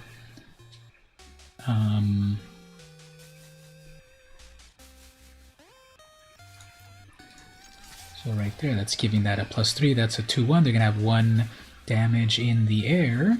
My Magmut right here, if they cannot take care of this Magmut, it's just going to deal 1 damage. When it comes back onto my turn, I will tap the Magmut, 1 damage directly. So I'm liking the dogs. Uh-oh. What are they doing here? I'm liking the dogs here. Like, it's just 1 point of damage, but obviously I need 1 point of damage right now to win. And the Pack Hound, Pack Leader, gives dogs +1. It makes them indestructible when they attack. Bolt Hound, it's a 2/2 for 3 with haste. When it attacks, it gives other creatures +1. Igneous Cur, it's a 1-2, but pay 2 mana to give it +2, +0. I did so much damage with that. And then one more dog, Rambunctious Mutt. It's a 3-4. When it enters, destroy an artifact or enchantment. So I'm going to summon it in a moment and wreck their... Never mind. I was going to wreck their tome. But yeah, this red-white has been working. Here's what I've had in the draft. At this moment, I've got 3 wins, 1 loss. So let's look at it in detail. Here's what this deck ended up being. Okay, so Shock, of course. Grab that. One red, do 2 damage to anything. I had the Daybreak Charger. 2 mana, 3-1. When it enters, give another creature +2, +1, +0. Feat of Resistance. 2 mana instant. Give a +1 counter, and creature gets protection from a color. Pack Leader. Give your dogs +1, indestructible. Chandra's Magmut. This has got some of the funniest name and flavor text. Chandra's Magmut. And the flavor text, is it a purebred? No, it's pure fire, says Chandra. Har har. It's a 2-2. It deals 1 damage to a player or a planeswalker. So I've had this deal the final point of damage to a planeswalker. I don't remember if I've dealt the final damage to an opponent, but it definitely weakened them. Igneous Cur, when I was playing a brawl game against someone, this was able to do like 10 damage. But I was also had a lot of mana to sink into it. 3rd edition Nightmare. Yeah, the classic Nightmare. Yeah, I love that. The art on that. That's Forest Email. And it's really cool art. You know, usually like a black horse like that would be a black card, but here it is in white, and I love the contrast. So this is some of the best art. Flavor text. It's often mistaken for the coming dawn as it gallops across the horizon. That's pretty poetic. What else do I have here? So, okay. 3 drops. Celestial Enforcer. I haven't been able to use her very well in this deck, but it's a 2-3 for 3. Pay 2 and tap it, and you tap another creature. However, you can only do it if you've got at least 1 flyer. I do have some flyers here, but I haven't really been able to do her ability that easily. Tapping your opponent's creatures is always useful to lock them down. Legion's Judgment. 4 mana. 3 mana to exile or to destroy a big thing, 4 power or greater. Warded Battlements. I've been loving this card. 3 mana, 0/3 defender. Your attackers in a hasty deck or a flyers deck get +1 when attacking. Bolt Hound, again, 2/2 haste. Give all your other creatures +1. Burn Bright. I forgot that this is all creatures you control get +0. I thought I was going to pick off 1 creature when I did this instant, but I had another creature with trample, and when I cast this during attack, it gave all my creatures +2 until end of turn, and then that did the final damage. I have Gadrak. There's no synergy at all in this creature in this deck, but it's a 3 mana 5/4 flyer. It cannot attack unless you have at least 4 artifacts. This deck has no artifact synergy, but it can block. And it will make artifacts if on your turn you kill something of theirs. At the end of the turn, it makes a treasure. So when I had this previously, it was just a blocker that was blocking everything. A flying blocker for 3. We have the Spellgorger Weird. Non-creatures give it +1 permanently. That one has been getting pretty big easily. The dragons are always good, especially a 3 mana flying dragon. It's just legendary, so that's the downside. Basri's Lieutenant. Not amazing, but okay. 4 mana for a 3/4 Vigilance. I guess it's good. 4 mana for a 3/4 Vigilance and protection from multicolored. Then, when this enters, put a +1 counter on any creature. So you can put it on itself, and it's a 4/5 Vigilance. Put it on something else. When this dies, or another creature dies, if you had a +1 counter on a thing, make a knight. So the Spellgorger makes counters on its, can get counters, and then the Basri's Lieutenant can add counters, so you could be making more knights. There's not any knight action happening here, but I think the card is fine. And then the Falconer Adept, this one's fun. 2/3 for 4. When it attacks, makes an attacking bird. So if you've got, like you just saw, if I've got the warded battlement, these 1/1 birds that the falconer makes are also 2/1s flying and attacking. Gale Swooper, 3/2 flyer. When it enters, make another thing fly until end of turn. Kinetic Augur, 4 mana with an X4, trample, and the X is equal to the number of instants and sorceries in the graveyard. When you summon it, you can discard up to 2 cards and then draw 2 out of that. I started this as a 0/4. When I summoned it, I threw away 2 things I didn't need. It was a 2/4. Traitorous Greed, 4 mana, steal your opponent's creature, untap it, give yourself 2 mana of any one color. They really need to bring back the Black, White, and Blood Knights. Ooh, sounds epic. I agree on that. And here's the card that be careful. Transmogrify, sorcery. Exile a creature. Then, that creature's controller reveals cards from the top of their library until they reveal another creature. They put that card into the battlefield and the rest are shuffled. Again, I accidentally turned my opponent's 2/2 into a Massacre Worm with this, like on turn 4. So I have this as removal, but it could Chaos Warp you into something worse. Rambunctious Mutt, 3/4. When it enters, destroy an artifact or enchantment. And then the lands. There's a bunch of Scry lands and a bunch of life lands in this set, and 1 or 2 utility lands. Not too impressive. We have a gain 2 life land here. So that's the deck so far. I'm not saying it's tier or anything, but I've won 3 so far. And we return to the fray. So if you go for a strong tribal, perhaps cat tribal, dog tribal, or both, you might get some very good synergies.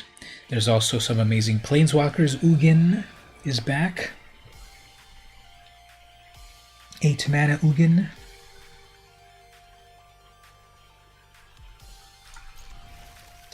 Patty Cakes is the opponent.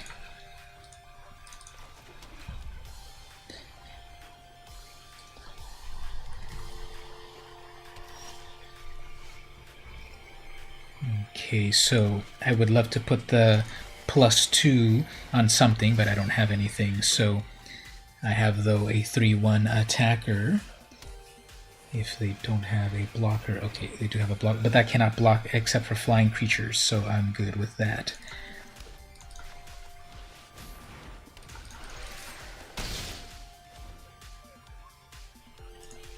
I love the art on that. Shacklegeist. The blessed sleep doesn't come easily to a mind chained by regrets.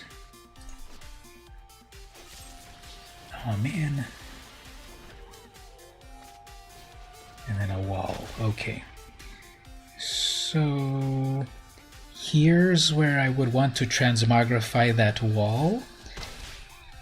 But after that other time that it didn't work out for me. Okay, here's what I'll do instead. I'll bring out this 2/3, which can make flyers. What I could do is get out that next weird, and then I could Magmut. Okay, this will be cool. Actually, let's do this. I'm gonna steal their creature, give myself 2 mana. I can't really do anything with 2 extra mana. And then attack with all of that. Makes also a flyer. Isn't that the wall Stevie likes? It's a new one. Oh yeah, the Wall of Runes, yeah. Yeah, I thought you meant my wall. But yeah, a 0/4 turn 1 Scry. That'll do good things. Oh man, dubstep is not good. That's a 5/5 in the air. But at least they're defenseless a little bit. Ooh, actually my Celestial Flyer will be able to tap their Stinger. But this is probably, hopefully, I'm about to Chaos Warp this Mistral Singer and it doesn't get them a better creature. Let's see what happens. Actually, I should have attacked first. Darn. I should have attacked first because then now it's going to come untapped. You get a 3/2. Yeah, I should have attacked. That was a little bit of a misplay. But we're okay. Wall of Runes got an update. Hey there, Rick, thank you for visiting. We're trying to get on a roll here to wreck the opponent. I just Chaos Warped their thing. This time it worked okay. The other time I Chaos Warped their 2/2 into a Massacre Worm, but this time it didn't. Okay, next turn I guess Bolt Hound, because it'll give all creatures +1 and haste. Let's see. So probably hold back from attacking. Ruined Halo. Okay, that's a good one. You have protection from the chosen card name. So I guess they're going to choose Spellgorger Weird. Spellgorger Weird, yep. Okay, so they're going to... Huh. Are you sure you want to do that? Well...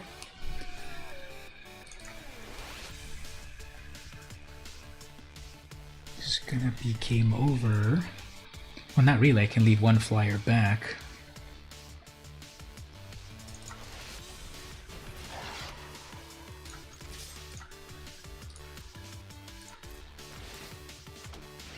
I think my math was off here. No, it wasn't, because the Spellgorger will do no damage.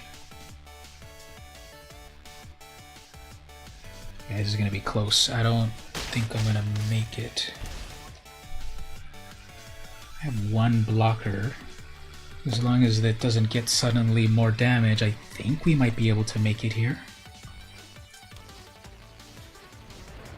Oh man, creatures get +1. Okay. Well, I can still make it one time here. Alright, this is GG. At the last minute. Good thing I held back that one bird, that one bird.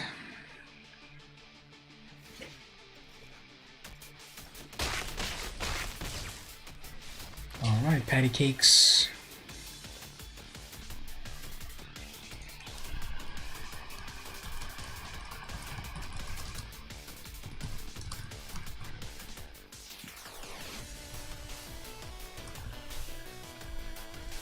There we go. Any chance of Evil Mage making an appearance?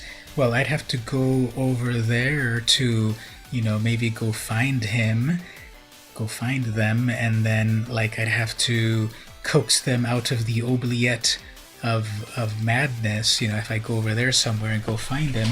Hey, Evil Mage, can you come on in? Hello, I am Evil Mage, and I am here to kill you all and drink your blood. No, Evil Mage, leave my patrons alone. Leave them alone. Get out of here. There we go. So, I saved you all from Evil Mage, so, you're welcome.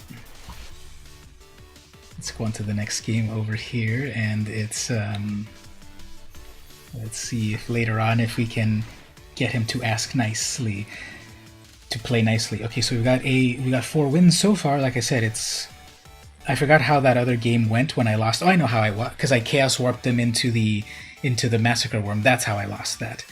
But it's a 20 out of 10. It's okay to be on the 1 as long as your opponent is on 0. Exactly. We were down to 1 life, and then that happened.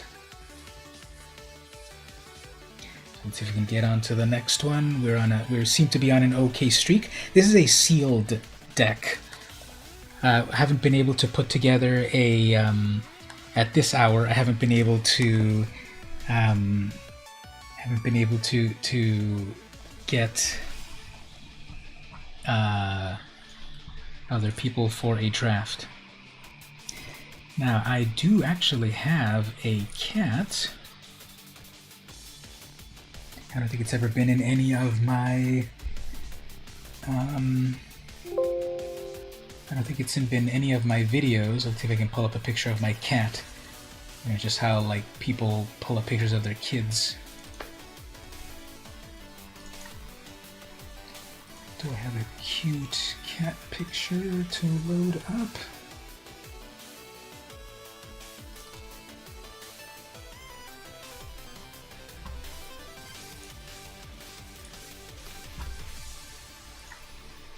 Can I open a picture that's still trying to get people on board, eh?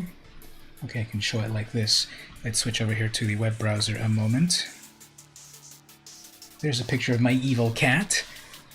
This is from several years ago, actually, at my old house. But, yep, that's my cat right there. Not very evil at all, except when he hasn't been fed, as all cats are. That's one picture. Let's see another one. Okay, this one. Okay, he was not enjoying the neighbor's dog, so there's a evil mage cat right there. Let me do a quick pause here. Let me turn on the fan and get a little water, and then I'll be right back. I'll be right back. Let me get a little water, and you can look at the cat right here. Well, let me cancel my thing here. No one's adding it yet, so I'll be right back. In the oven? What? It's not a cauldron familiar.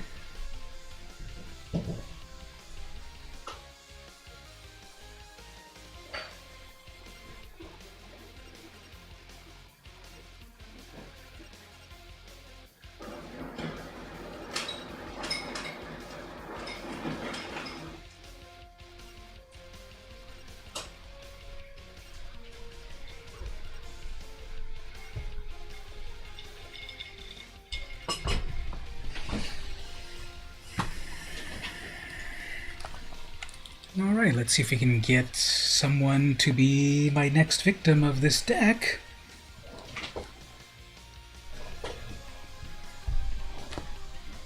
Speaking of food, you all missed it. Earlier I was eating some cereal.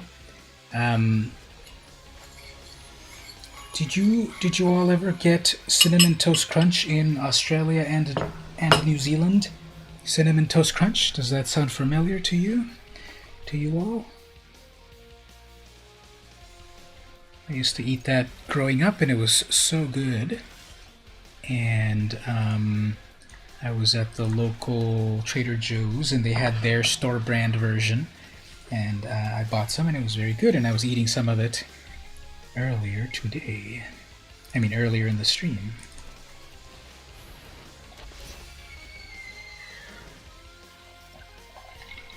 So it's like a crispy, crunchy cereal. Maybe I'll get a little bit more. Oh man. Maybe I'll get a little bit more in just a moment. Well, there's my weird.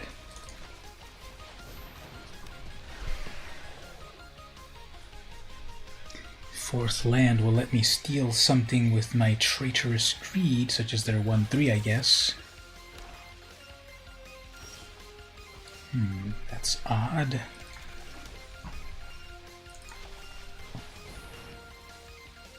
Yeah, they've got triple black. What are they gonna do? I guess I'll play it a little safe and not quite attack yet. Next turn I could burn bright.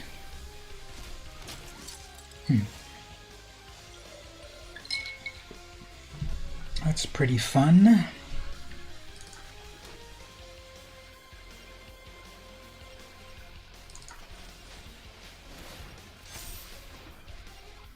How about a 6-4 coming at you? You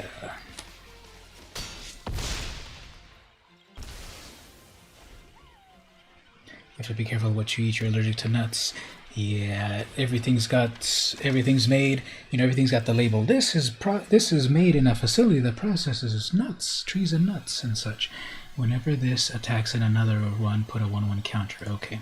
So how about we do this? How about we say, let me borrow your battalion. Gives me some more red mana. And then how about we give all my attackers +2? I'm still worried about why it's pausing on their side, but that seems to be an 8-6 and a 5-2. What do they have in hand at instant? Nothing. Okay, well, down to 2 life. And I'm still at 20 life, so they'll probably want to hold back and block. What does that do? Enchant a creature, whenever you gain life, put that many counters. Oh, okay, fine, that's a 6-5, but mine's a 6-6. I can do that and possibly end this player's whole career. There we go. Charge.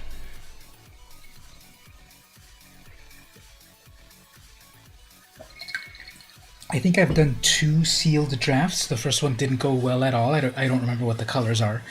Thank you. The second one has gone very well in Boros. I've done so far 1. So I did 2 seals. I did 1 draft, premier draft. I don't remember how that one went. I don't think that well either. This has been the best one so far because I've been learning more of the cards. I did a few Brawl 1v1s against people. I did the Rin and Seri Brawl with a bunch of cats and dogs. That one was pretty epic. I ended up losing, but it was just a huge board state, and I just needed my 1 more Shatter the Sky, and I would have made it. And I've been playing with other people randomly, and it's been going well. Let's go to... Ooh, I got a draft event entry. Thanks. So all of you that are visiting at the moment, again, thanks for Wizards of the Coast for providing me a fully loaded account. If you look carefully over here, they gave me a few wild cards. They gave me 20,000 wild cards of every rarity. So 2, 4, 6, 8, 80,000 wild cards. They gave me also 1,800% vault progress. Out of each 100%, you get 1 mythic, 2 rares, 3 uncommons, so do the math. And then they also gave me a few gems. 1.6 million gems. If anyone can do the math out there to help me figure that out, in dollars, 1.6 million gems. Thank you, Wizards of the Coast.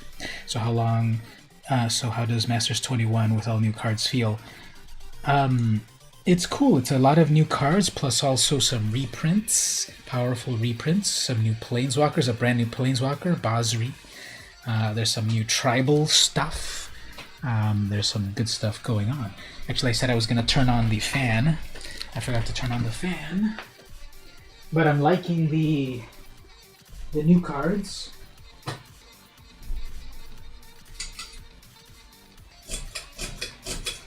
I'm liking the new cards in the new set. It feels pretty cool. How many gems per USD? Hey, that's a good point. If we go over to the store, normally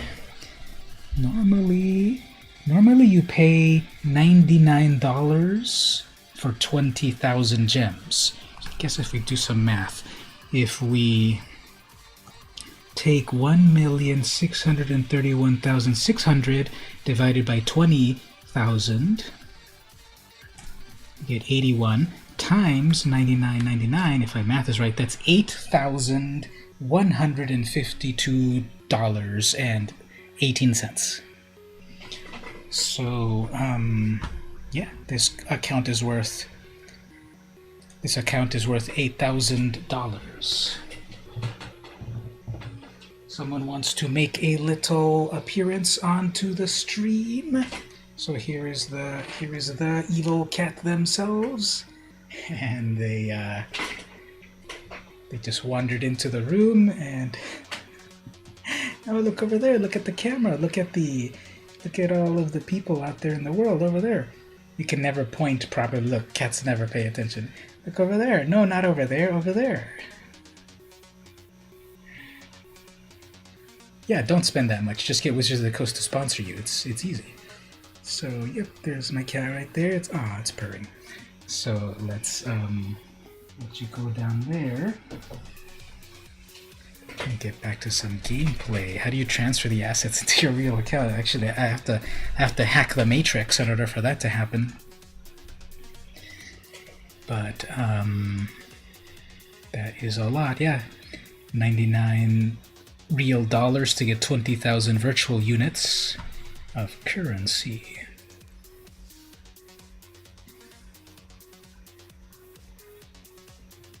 Yeah, they finally acknowledged the word mill, and They have it keyworded as in mill 2 or mill X or whatever.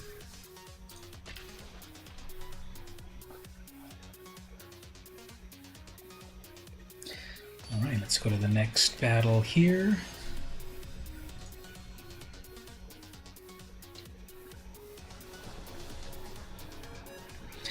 So the cat doesn't want to be left out in the cold. Yeah, I'm getting this is pretty consistent so far because I did put 2 of those Daybreakers and those Spell Gorgers, so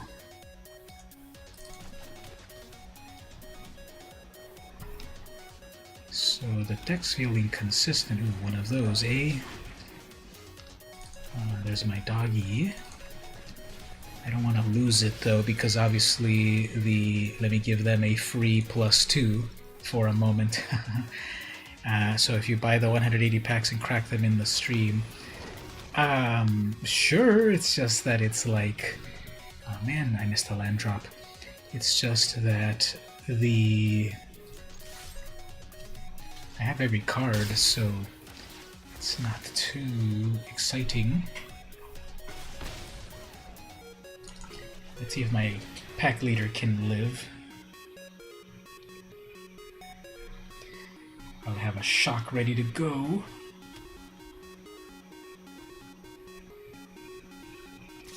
Be back in a second. You're gonna get you some more viewers. Thank you so much on that. Appreciate it. Just like seeing cards come out of the pack. Okay, we'll open up a few in a moment. That's okay, there we go, finally. So we got some of that. Let's bring in our weird. Probably won't block that, just to build. Yep, there we go. So I'm gonna keep my weird alive. I open 6 boosters in real life, once every 3 months. You miss it. Yeah, when Ikoria on paper came about, I bought a box and I opened them little by little as the days went on, and it was really cool to do so. Okay, let's do this. Spell Gorger gets bigger, very big. Then the dog is indestructible. That's a 5/3. And a 4/2, 9 damage. And their creatures are a little bit smaller, although that cur can get bigger. Legion's Judgment is not a sorcery. I mean, not an instant. Am I working from home at the moment? Yes. Oh, that makes a 4/4. Whoops, not good. Yeah, I'm working at home. We're using Zoom extensively for our sessions, and it's been fine. I've been basically in quarantine since March 13th, and so it's in the beginning it was a big, shock and such in terms of life is so different, but eventually getting used to it. We have 1 white mana and it keeps pausing. So what do they have in 1 white mana? Some sort of cantrip? I guess not. Okay. So that Magmut, that might be the Igneous Cur. 2, 4, 6, 6, 7, 8, 9. That would have been lethal, but they chose to instead. Because I guess they have something else. They have a weird. Okay, that could have been lethal. I was completely tapped out.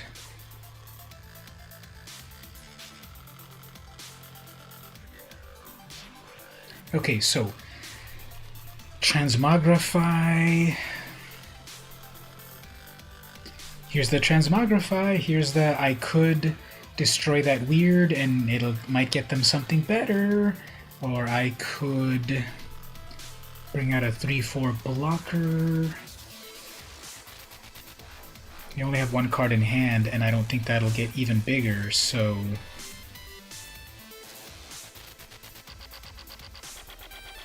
Okay. Let's do this then. I'll leave that here and I'll attack only with the 4-4. So if they'd have to double block stuff, I'm fine with that. Then I've got a 4-5 blocker. I have one card in hand. One flyer. That should not be a problem. Okay. So we'll trade, I guess. This is pretty fun. My music is a Pac-Man ripoff. So I gotta block that cur because it will... that's not good. Okay, so that cur can add... They're only attacking with the cur? Okay, that's good actually. That's 2, 4, 6. That's 6 lethal, so I've got to block with that.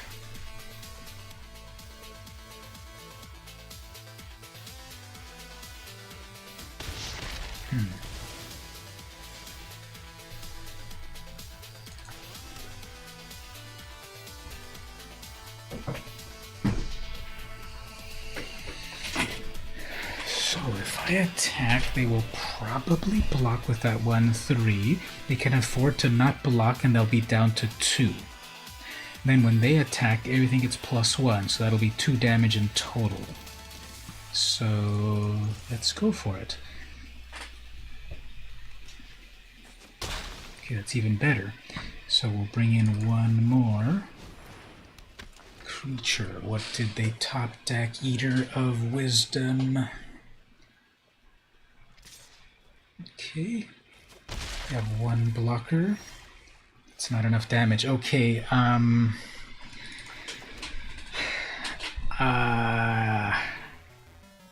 okay, let's attack. Okay, I'll attack with the thing that can kill their blocker. Although, oops, it's pausing for them. So what did they get in hand? Fake. Okay, fine. So let's remove a flyer. Hopefully it gets them like a 1-1 instead. A 1-2. Okay, not so bad. Not so bad. I threw away all their fervent bitten, so that's good. And that's a good card. What do we do here? I need to top deck something amazing, and that's not amazing. So if they attack with their 2-3, they're going to make a 1-1 flyer, which I cannot block at all. They're good gaming me. Okay, well, you don't have to be a jerk about it. Eater of Wisdom, so let's think about this very carefully. If they're gonna block the 1-4. I'll answer the questions in the chat in a moment. Sorry, I am so in the game. I guess we'll hold back.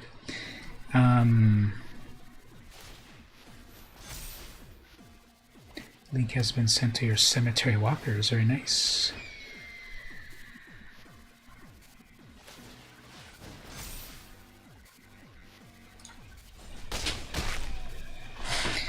And then, am I working from home? Yes. Face-to-face is not going to happen next semester, so they've already set it up that summer is virtually, and then fall is also definitely virtually. Actually, what I want to do is cancel that. I don't want to be paired against the same person. When there's a smaller group of people playing, I might get the same person too quickly, and I don't want that.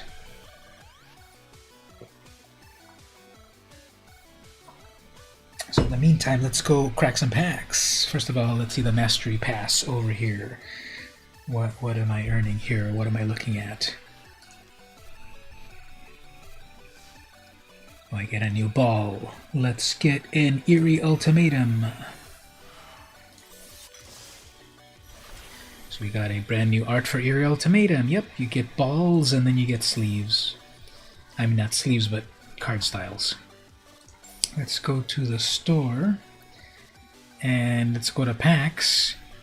And I got a few bucks, so do we want to buy 90 packs of Corset 21? Let's buy 6 packs.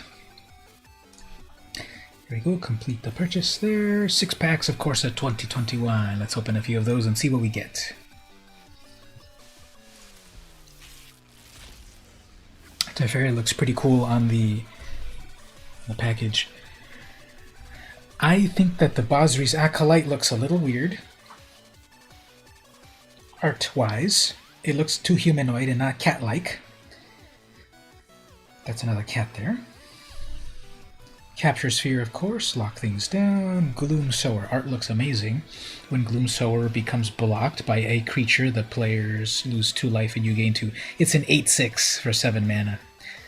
Amazing art. And the flavor text. First, the darkness fell, terror came next. After that, only despair remained. Prismite, worthless. Cancel. Aven Gaggle Master, hilarious name. 5 mana, 4/3 flyer. Vryn Wingmare. Oh, this is one of the Seb McKinnon arts. 2/1 flying, and opponent's non-creatures spells cost 1 more. That's a good card. And then the rare is a Heroic Intervention. This card is good, but earlier in the day when I first was streaming, I kept forgetting that this card is not a fog effect. I kept thinking that I was going to get saved from my opponent's massive attacks. And I'm like, don't worry, I got a Heroic Intervention. I think Stevie was there this morning. And I kept doing Heroic Intervention when my opponent was coming at me, and all it does is hexproof and indestructible your creatures. So I don't know why I keep confusing this with a fog effect card. But it does then... Yeah, you saw that. You saw me earlier messing up with that. Okay, next pack. I won't read every single card, perhaps, but let's see. There's the Battlement. This is one of the most interesting, but one of the most saddest cards of all. Selfless Savior. 1 white, you make a 1/1 dog. You sacrifice this dog to give another creature indestructible. So that's one sad point. Another sad point. Look at how cute it looks on the art. It's going selflessly into battle to get stomped. And the last sadness of it is the flavor text.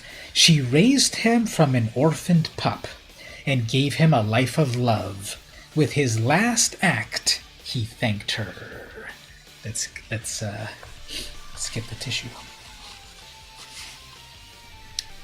That one smiling fox. Speaking of some of the saddest cards, there's another card that they're reprinting that people were freaking out when this was reprinted 10 years ago.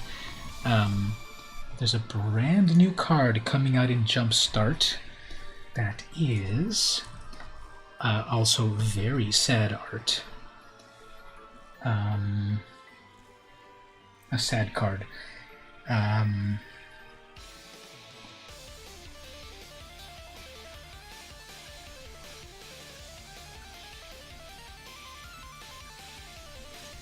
Jumpstart has so many new cards, new and old.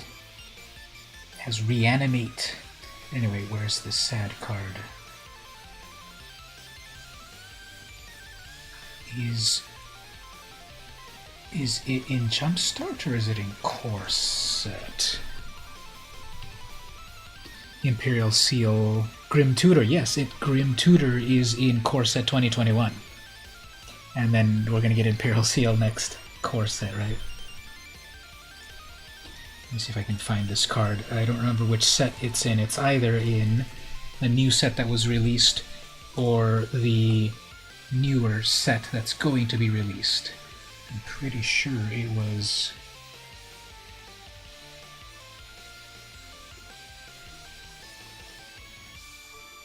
Where did I see it?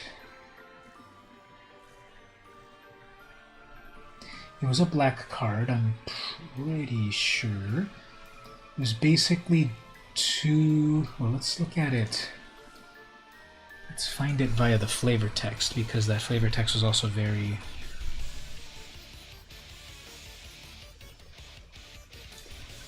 Just have to find this card. Just one moment. So flavor text.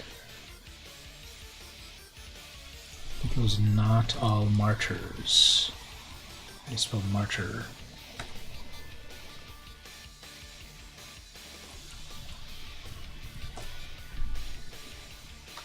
Not all martyrs.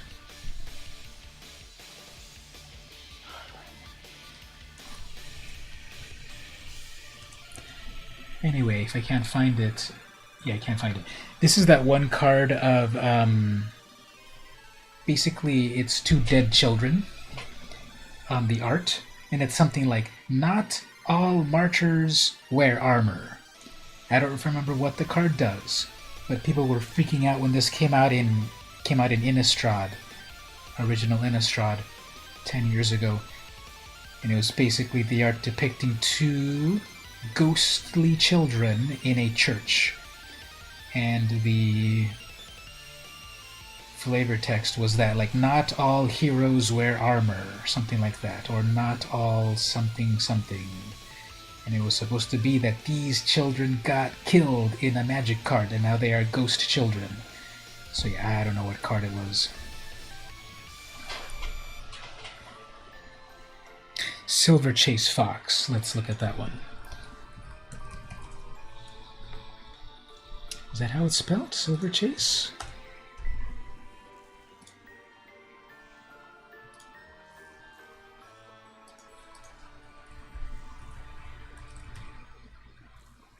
If I look for Silver Chase... Oh, here it is. Okay. Silver Chase. 2 mana, 2/2, sacrifice it, exiles a target enchantment. Yeah, that was from original Innistrad as well.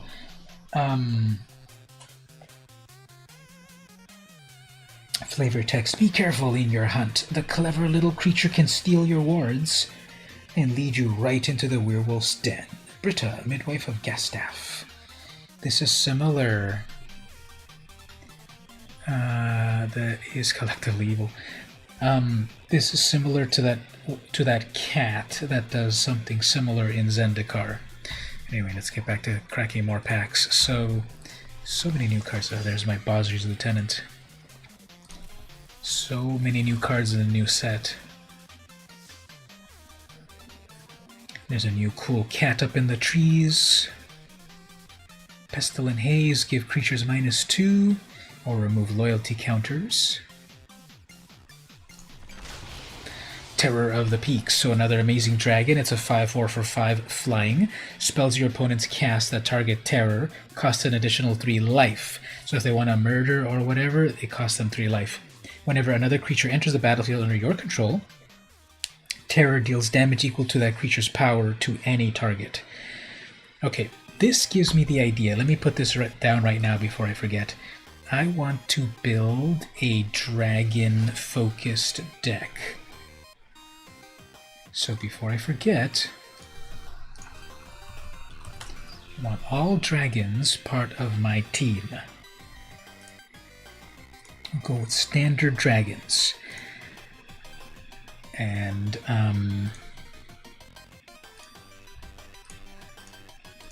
Sarkhan. Shivan Dragon. Volcanic Dragon, Mage, Drakuseth. Niv-Mizzet. Okay, so let me just toss all of those together. Actually, how many do I have not collected? Volcanic, Hellkite Punisher, Terra Mount Velis. Yeah, so let's make a mono-red dragon deck. Daybreak isn't here, he would love this. He's the mono-red player.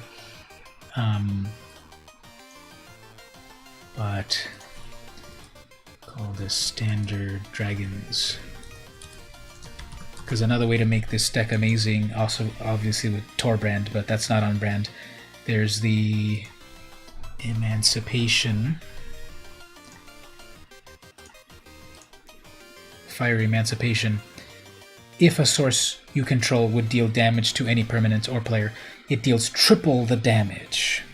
So putting that in there, of course. We'll craft an amazing dragon deck in a little bit. And then we'll battle people on the ladder. Let's get back. Oops, we were cracking the final packs here. We'll save 2 more for the next one. Traitorous Greed, Siege Striker, Double Strike. It's a 1/1 Double Strike. Whenever Siege Striker attacks, you may tap any number of untapped creatures. Siege Striker gets +1 until end of turn for each tapped. That's pretty fun. And then the Stormwind Entity. This is 5 mana for an elemental, 3/3 flying prowess. It costs 3 less if you've cast at least 1 instant this turn.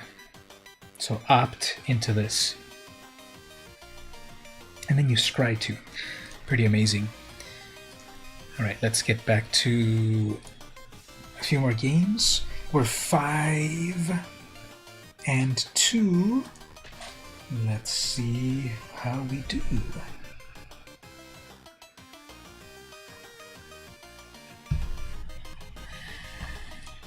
So how's everyone doing? Did you have a good day today so far? Will you have a good day, depending on your time zone? Today, what did I do today? Well, what did I do today? I played Magic all day. But then also, so let's do a little pause there. Thank you, Wizards of the Coast, for sponsoring the stream as always. Thank you for giving me a fully loaded account, and so forth. Blessed spirits. You had a good day. That's good. Okay, so what do we have here? The pack leader, the judgment, the augur. I go first. Okay. Blessed spirit. Yeah, someone did that one recently. Blessed spirit. There was I think it had really cool art. Oh, there it is. Yeah, blessed spirit. It's from Jumpstart. I thought it was a black card, but yep, you found it exactly. You found it. Here it is right here. Let's make everyone sad on screen. Well, we're back to the game, but let me, 1 moment. There's my battlement. Yeah, there it is. Blessed Spirits, 3 mana, 2/2, flying. Spirit. Whenever you cast an enchantment spell, put a 1/1 counter on this. Not all heroes die in armor. Oh my god, that is definitely the most saddest Magic card ever. Because it's a couple of dead children in a church. Now, the conspiracy theory... Yeah, let's wait on the opponent. The conspiracy theory is that one of these children right here has become the new card that everyone loves. Tiny Bones. Skeleton Rogue Child. Is this the reincarnation of one of the children here? Wait, back to the game. The boy that looks like your eldest son. Oh no! When he was 3 and 4, similar haircut. Okay, so what do we do here? Let us just bring out another creature to do some cool stuff.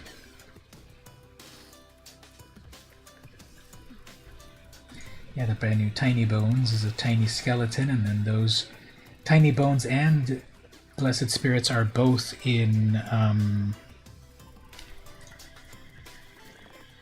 Jumpstart, the next set. So that might be something. How did you find it? You just kept searching for variations of the flavor text not all? I was like looking in the wrong color and searching for the wrong flavor text. So that's a 0/4, but when it attacks it'll be a 1/4 because of my battlement, is what I was telling... Oh man, that's a double strike. Is what I was telling Mark that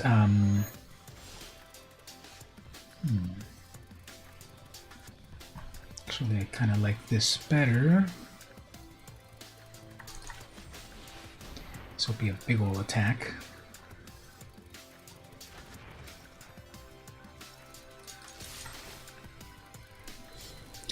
Looks for white spirits around shadows over Innistrad and a few sets either side. Well, at least I remembered it was Innistrad.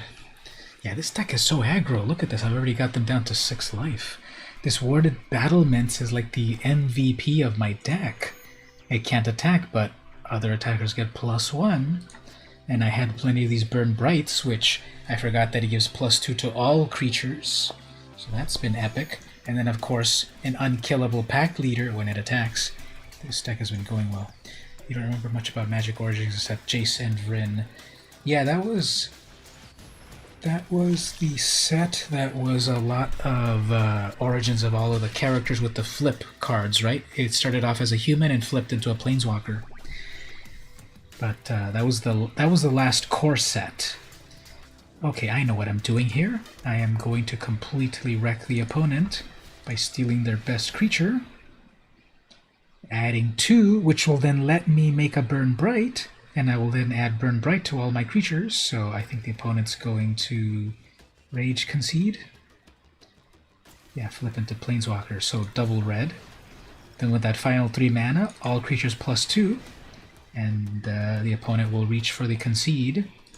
Toot sweet. 5/2, 6/4, 7/4 lifelink out of your own creature. And then when it's back on my turn, I can Legion's Landing.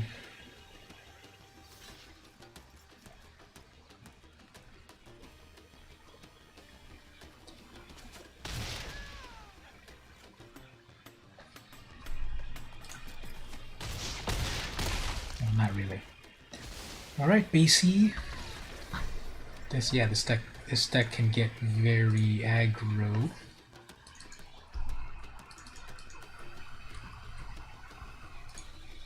So that's another one. This has been the best sealed deck. 6 wins, plus 3 more packs. Let's open these packs before getting those other winnings.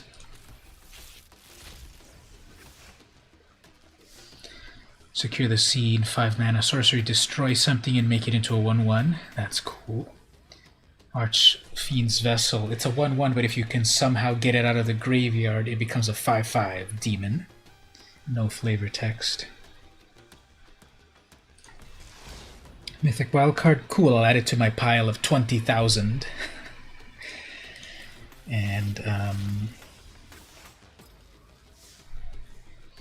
this art is amazing. Indulging Patrician. 3 mana, Vampire Noble, 1/4, flying and lifelink. At the beginning of your end step, if you gain 3 or more life, each opponent loses 3 life. That's cool. Put that into a really nice... It's really cool art. I love that pink moon and the bats back there. Miranda Meeks is the artist. And then the flavor text. Just a nibble for now. I wouldn't want to ruin my appetite. Ooh. You can only convert them to Grim Tutors.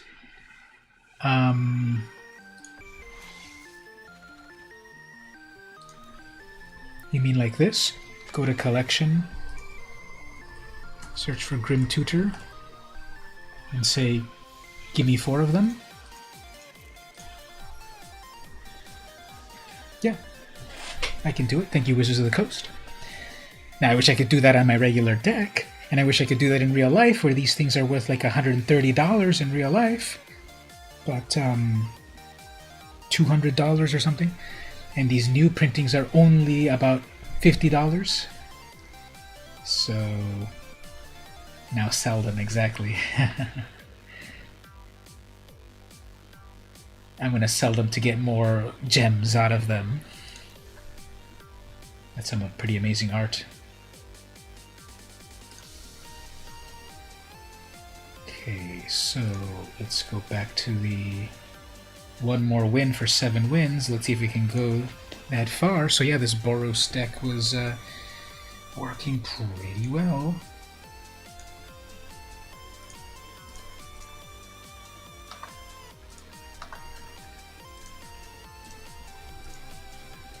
One Grim Tutor and an Imperial Seal for Black Commander. Yeah, those are amazing. Do you have the original Demonic Tutor in there too? Ah, the good old days when you only needed to pay 2. Vampiric Tutor? What about that one as well? But all of the low-cost tutors are so expensive. You know, Vampiric Tutor is like $80. 1 black mana, go get a card, lose 1 life. Grim Tutor, 3 mana, go get your card, lose 3 life. Imperial Seal, I forget how much life you lose on that. But Demonic Tutor, of course, the best one. 2 black mana, lose no life, get any card you want. Do you like saying Vampiric Tutor or Vampiric Tutor? Short I or long I? I forget which one I say most often, but instant speed. Oh yeah. That's why. Instant 1 black mana on their turn, go get it, you put it on the top of your library, right? Not right to hand. So that's why you're gonna do that. Uh-oh. This might be a worthy opponent, because they've also got Boros like me, and I'm falling behind in creatures. So I'm gonna have to summon my Celestial Enforcer to take down that cur.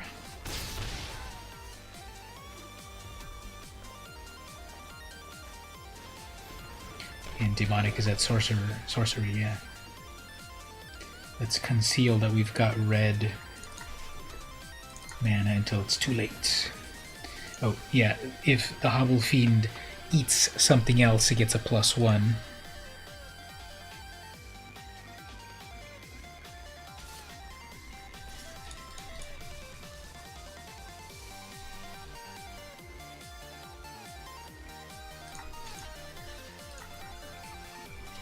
The silly thing was that Vampire Tutor was a fixed Demonic Tutor, but it's actually better. Yeah, that instant speed with half the mana. It's so funny how so many times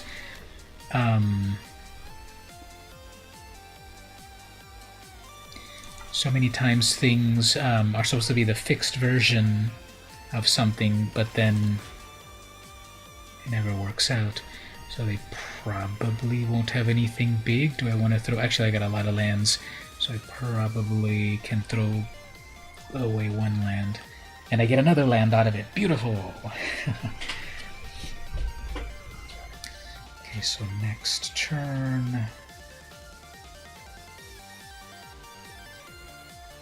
Elevation AV is the opponent.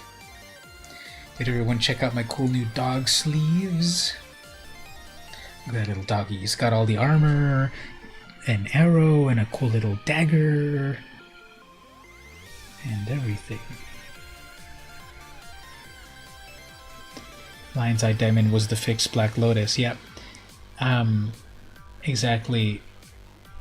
When it first came out, dumping your whole hand to get 3 mana was not a good idea. So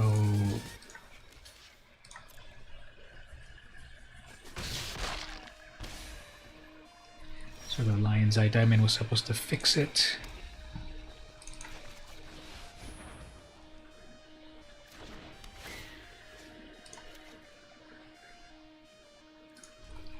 But nowadays, yeah, in Legacy and I guess Commander, it could be pretty useful. Although I've read the new rules of it over and over, and I still don't fully get how it fully works in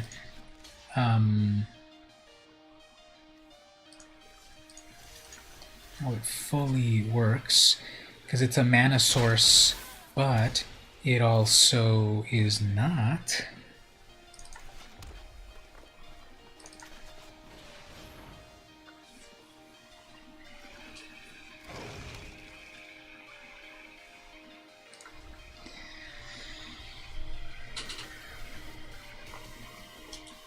So, speaking of, let me just do this here first. So that Anointed, what do you call it, finally has enough to get big. So I guess I'll have to block it there and there.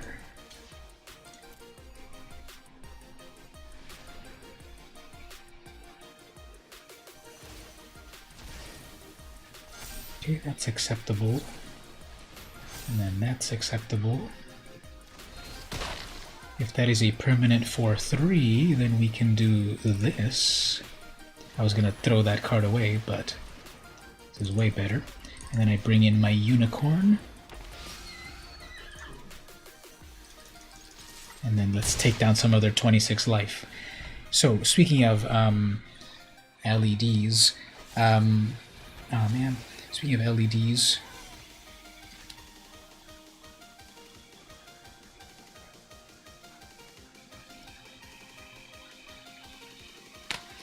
anyway, let's get back to the game first. So this one,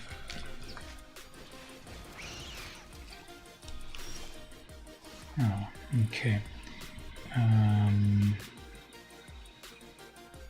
Giveaway. I'll give away a proxy version of it. I'll give away my proxy Black Lotus, but not my real Lion's Eye Diamond.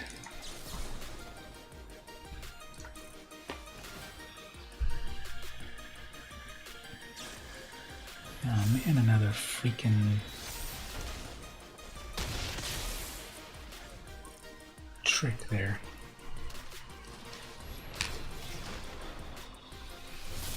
Oh, that's a Baneslayer Angel.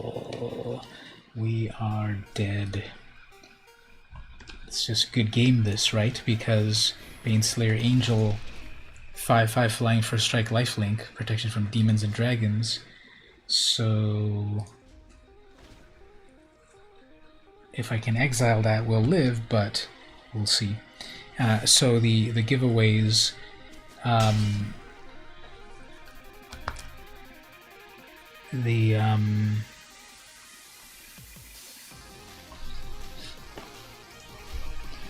let's see here. Can we see the points? Yeah, this is game over. So my stream elements says that number 1 is Mark, number 2 is Stevie, number 3 is Daybreak, and Ashley, Cosmic Comics, and then Rick, and then Sir Henry, and then Gabe and Oscar.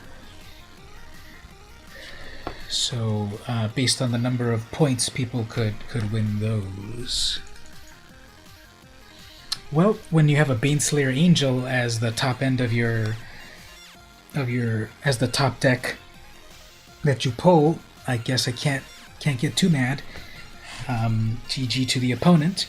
But look at that, we made it up to 6 wins.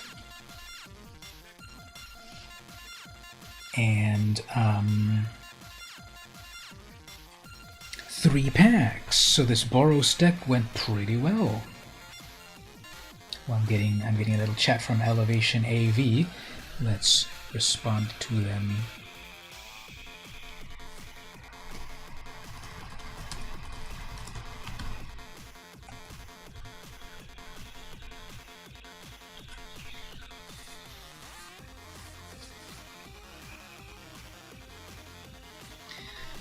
So GG on that. But yeah, when you get a Baneslayer Angel, gotta get rid of that 5/5 flying first strike vigilance lifelink, etc, etc, etc. So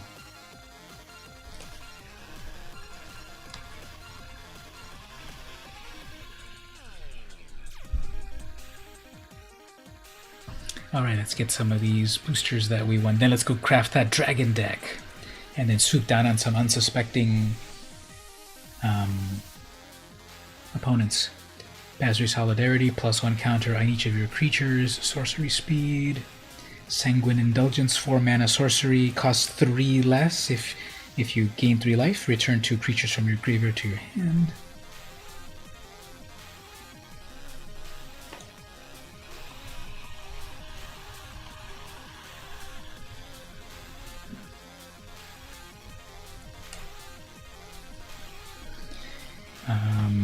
This Tavern Swindler, I really like the art on that. Looks very cool. I like that platinum blonde hair. And then, oh, here's the Pursued Whale. This is hilarious. This is an 8/8. When it enters the battlefield, each opponent creates 1 red pirate creature. With this, creature cannot block, and creatures you control attack each combat. So you're going to make an 8/8 and you're going to give your opponents a pirate. and it cannot block, so it cannot chump block the whale, and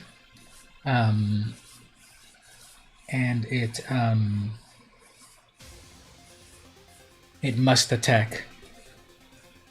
As long as you've got this pirate, all your creatures must attack. Spells your opponents cast to target this whale cost 3 more. This is a hilarious card. It's clearly Moby Dick, and it's one of the very few whale cards out there. Let's take a little segue. How many whales exist in the world of Magic? 11. Let's sort them by release date.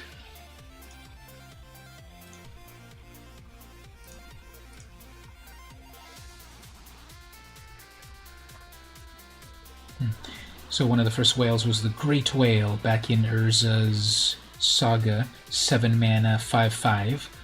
Not so great nowadays. When Great Whale comes into play, untap up to 7 lands. Oh, so you get a 7/7, you get a 5/5 for 7 mana, and it untaps all your lands. Amazing. Narwhal. Narwhal's older, actually. That's from Homelands. Yeah, first printed in Homelands. So the Narwhal.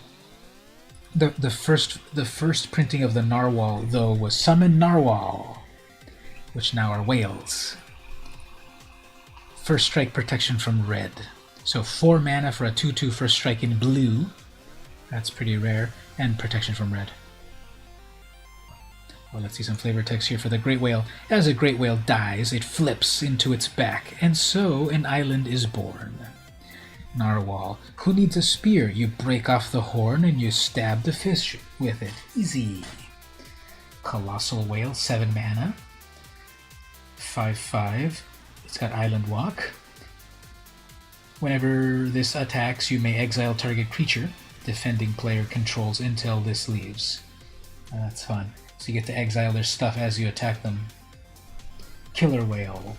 This was from, I guess this one was from Exodus originally. Killer Whale, 5 mana, 1 blue. Killer Whale gains flying until end of turn. How would a tribal whale deck go? Well, we've got 11 cards, so it's a 3/5 that could fly. Hunger is like the sea, deep, endless, and unforgiving.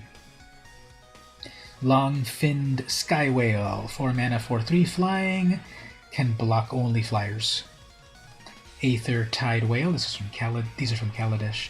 Aether Tide Whale, 6 mana, 6/4 flying. When it enters, you get 6 energy. Pay 4 energy, and this gets returned back to your hand, in case it was going to get killed, I guess. Ukima, Stalking Shadow, is a whale wolf? What? Well, it's from Ikoria, so everything is mashed together. This is the first black whale. Every whale has been blue, but the very first whale came out in Ikoria, and it's a black-blue whale, but it's also half-wolf. What has science wrought? Looking at the casting costs, you would need something like High Tide exactly to bring them out quickly. You need that High Tide, or, Soul Rings and stuff. This partners with Kazur, Ruthless Stalker, so you can have double commanders here. Kazur. What does this do? Ukima cannot be blocked. Cool, so it's a 2/2 unblockable. And when it leaves the battlefield, it deals X damage to target player, and you gain X life, where X is the power. So if you put a lot of equipments on it, then it could be pretty devastating. Let's look at a close-up of the art. It looks like it looks like Star Wolf, doesn't it? Let's get a close-up here. Doesn't that look like Star Wolf from the Star Fox games? That is completely Star Wolf. Can't let you do that, Star Fox. Ethereal Forager from Ikoria, 6 mana, Delve. Okay, so you can delve it faster. Flying.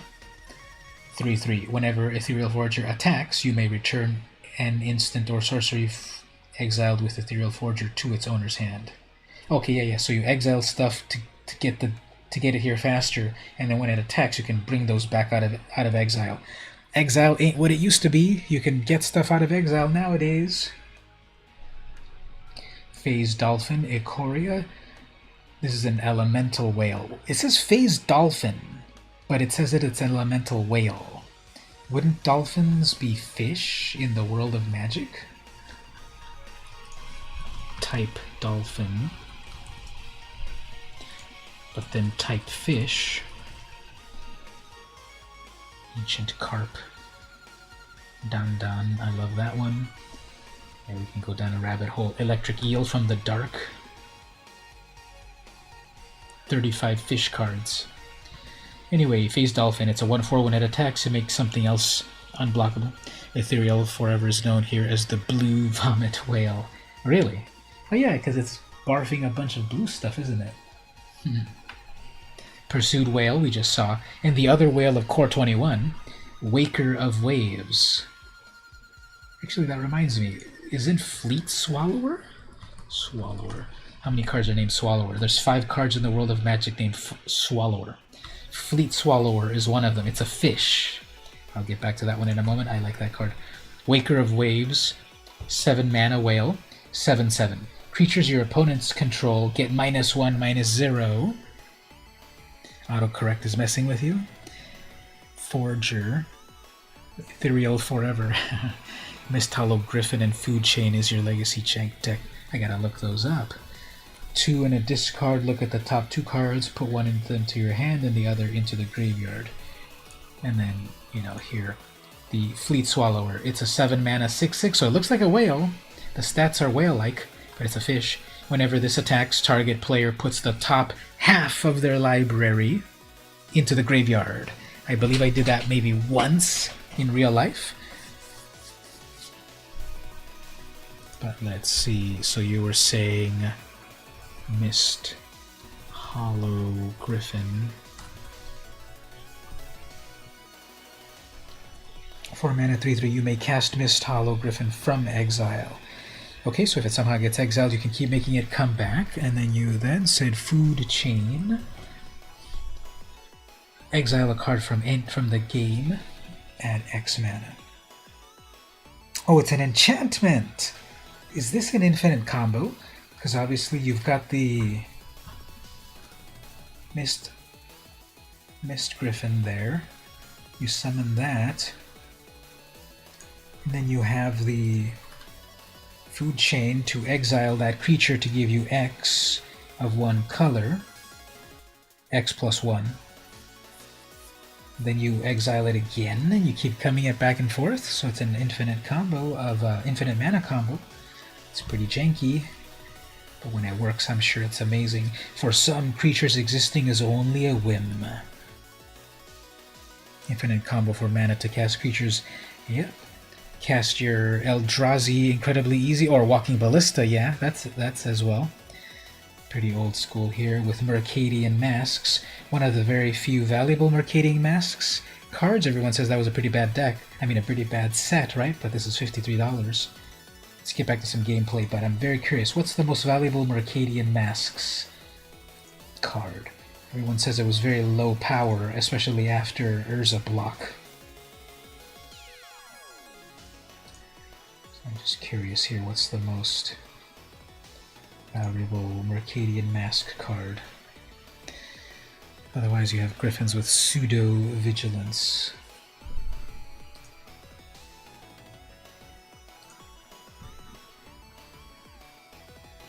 Yeah, Food Chain's the most expensive, $53. And then Rishadan Port, 26. Bribery, 21. Unmask, pretty cool art, 12. And then Dust Bowl. Yep, so plenty of cool cards there. Let's get back to the gameplay here. We were about to craft a jank. Oh, 2 more packs to unpack. Then we will craft a dragon tribal deck to wreck the opponent.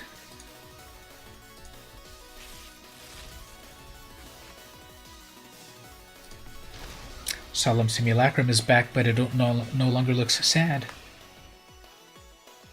That's gonna go in every commander deck nowadays. I mean, brawl deck. Alright, so we're starting to make a dragon deck in standard, and then we can make another one in historic. So far I have 1 of every one of these dragons. That's 12 creatures. Kind of maybe want to do 1 of each creature for fun. So I'm not really looking at everything that they do. I'm also going to put Sarkhan in here, of course. There's only one Sarkin in standard. Actually, not collected. Yeah, there's only one Sarkin. So I got every dragon in here. Fiery Emancipation to do triple damage. Daybreak isn't here to enjoy this. And Shivan Dragon, of course. So every dragon is in here. Is it a good deck? I don't know.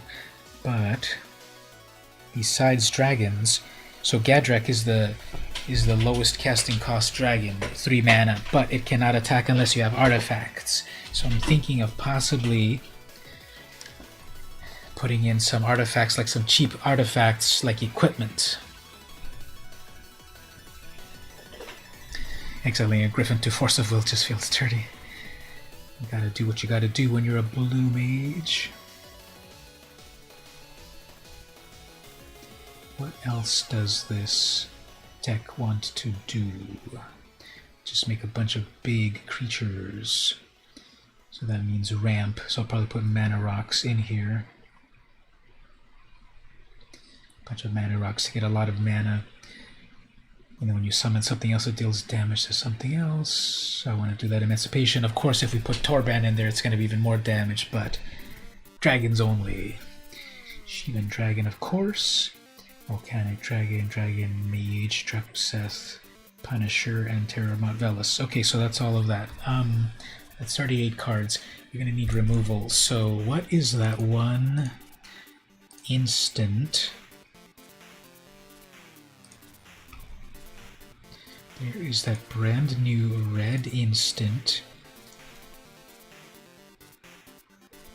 Volcanic Geyser. I think I want to put a playset of that, however. I think all of this like removal sort of thing, I'm gonna put a playset of. Then we have the Scorching Dragonfires and the Shocks.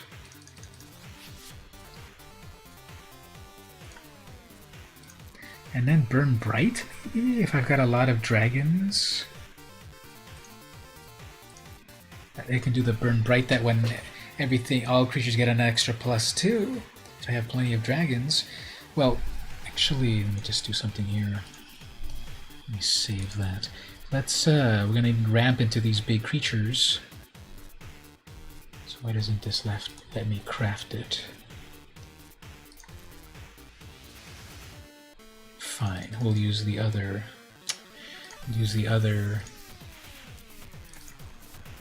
Scorching. Oh, it did craft it. Okay.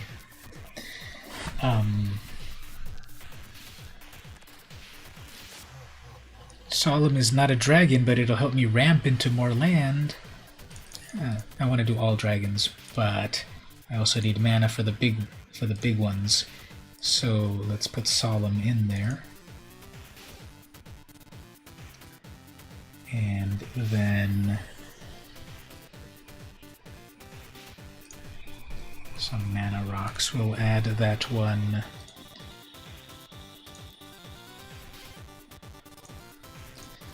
We'll add the Heraldic Banner, which also gives the creatures +1.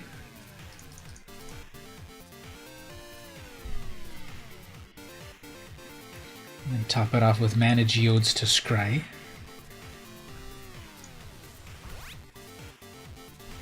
Lightning Bolt Sleeve, of course. And then the biggest, baddest dragon, Terror of Mount Velis, or Drakuseth. We'll put Drakuseth as the box art.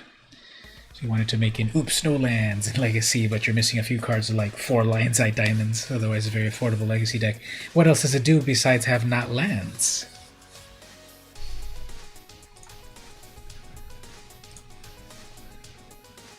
What else does it do besides confuse your opponents with no lands?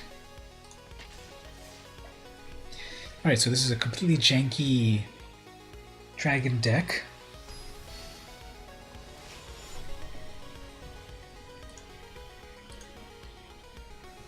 So I think I streamed about 3 or 4 hours earlier in the day, and now here's another 3.5 hours. So let's see how far we go. So good, we get to go first. We get a Shock, Dragonfire, the Geyser, and then no ramp to the big ones. So let's see how this goes. Lad Maniac win condition. Sounds amazing.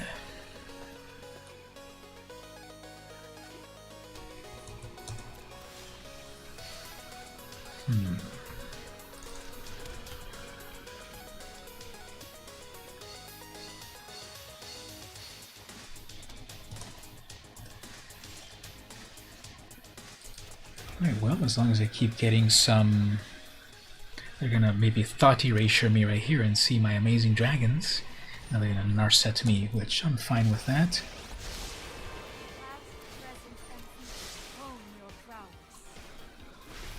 That's a Teferi, okay.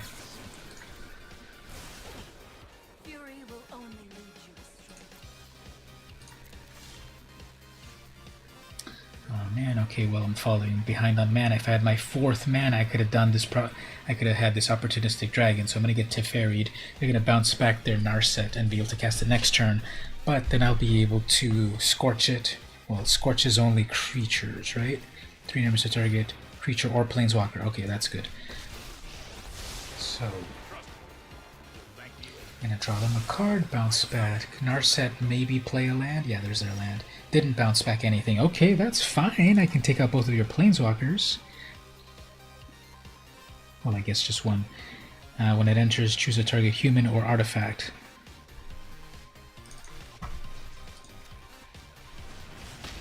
So obviously I wanted my dragon, but when you've got a Teferi out... Kaya, okay, sure. So they're just playing Super Friends over here.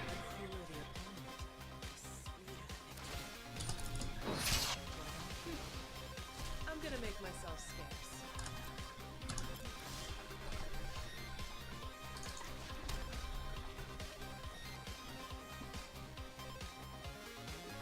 I have 5 mana in total.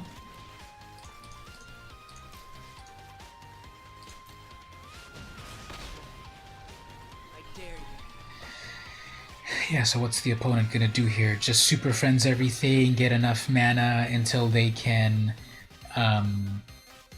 Treacherous whatever. Treacherous, what's that one that everyone hates?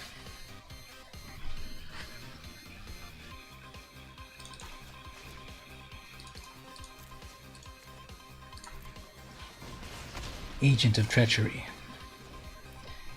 They're just going to hold back until Agent of Treachery. Now with these colors, they of course... And then there's a Tamio. Like, really, what is this deck? Just playing every Planeswalker. I want to get 6 mana. 4, 5, 6, 7, 5, 6, 7. So they want an Ugin. There was no Ugin. Okay, let's get Sad Robot out here. To ramp. So that's 7, that's 6. I'm barely at 6 mana, right? That says 5 and 1, 6. I'm barely at 6 mana. Okay, so they weren't able to get their Ugin. Return a card from your graveyard to the hand. What did they get? Oh, they got an Elspeth. Okay, that's fine. Well, it exiles, it doesn't die, so it doesn't get me my other land. Fine. But I do have a Terror of the Peaks. I can Geyser. Do I need to Geyser anything? They'll just return something from the graveyard.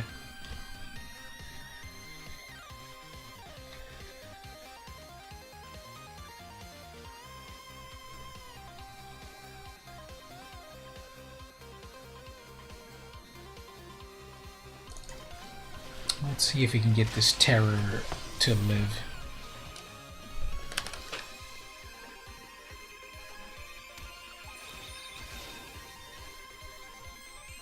So my very first creature, I'd have to do a lot of burn.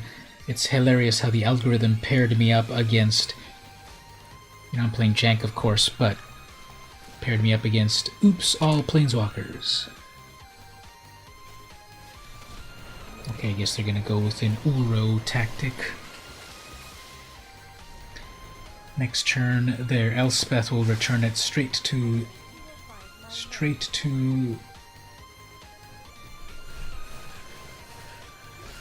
I don't know the Uro. Okay, so I didn't get my final land from my Terror.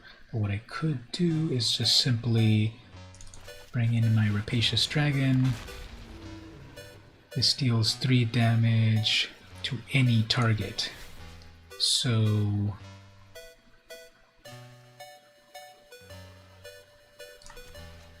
guess we'll make it hit Tamio. Start to try to attack with some of these big boys. I'm gonna bring back their Teferi.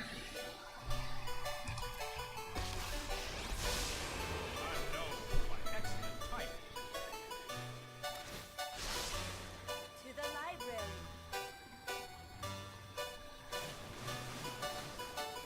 So they still didn't get their Ugin.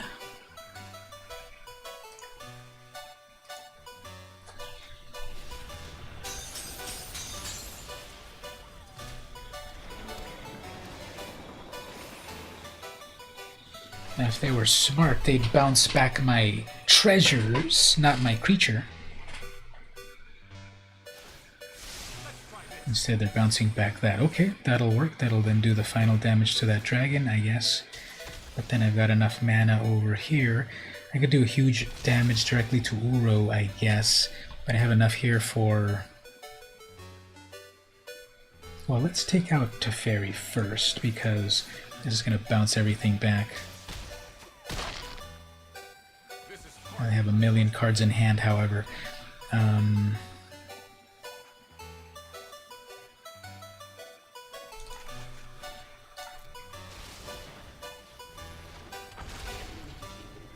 Seven damage to their Uro.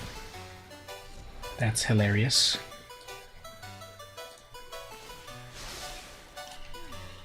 I know you'd be somewhere. They have 30 life. They're still searching for that Ugin. But they can easily shatter the sky here.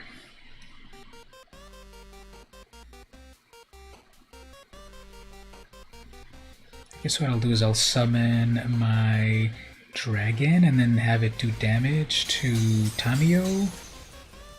So I don't have to worry about it. And then fly in the air, and then Drakuseth also deals damage. Well, I can just attack with Drakuseth and just deal damage to all of their planeswalkers. 4 damage to any target and then 3 damage to another 2 targets. Kind of confusing, but let's just do it. So, target a creature or planeswalker or player. So, let's do that damage to target 2 other targets. So, planeswalkers and then the player. So, Drakuseth is totally clearing the board. Nice. And then I will do... How much do I have here? 6, 7, 8. I can do 8 damage with my fireball here.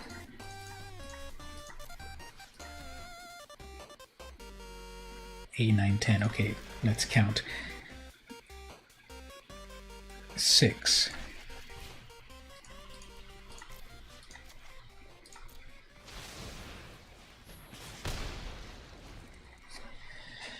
Okay, next turn I can summon that 6/6, which will then do damage because of the terror. This Terror of the Peaks is amazing. I'm gonna do a little life gain, draw a card. They have a huge amount of cards. You could definitely do a lot of good stuff. Elspeth, okay. They did it to that. That's fine, because... And then an Ashiok, okay. That'll make nightmares on the ground.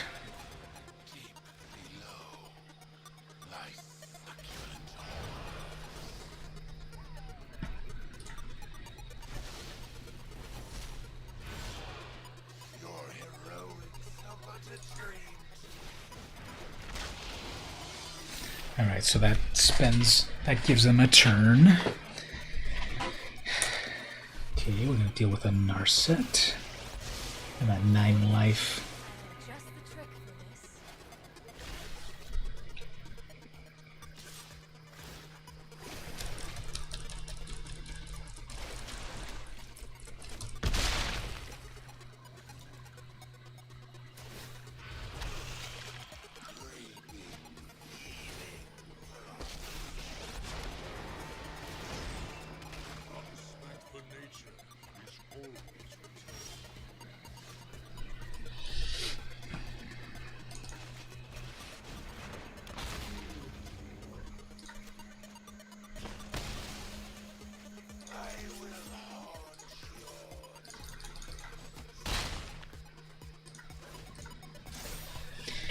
Alright, so that was kind of interesting. The opponent is playing basically every Planeswalker.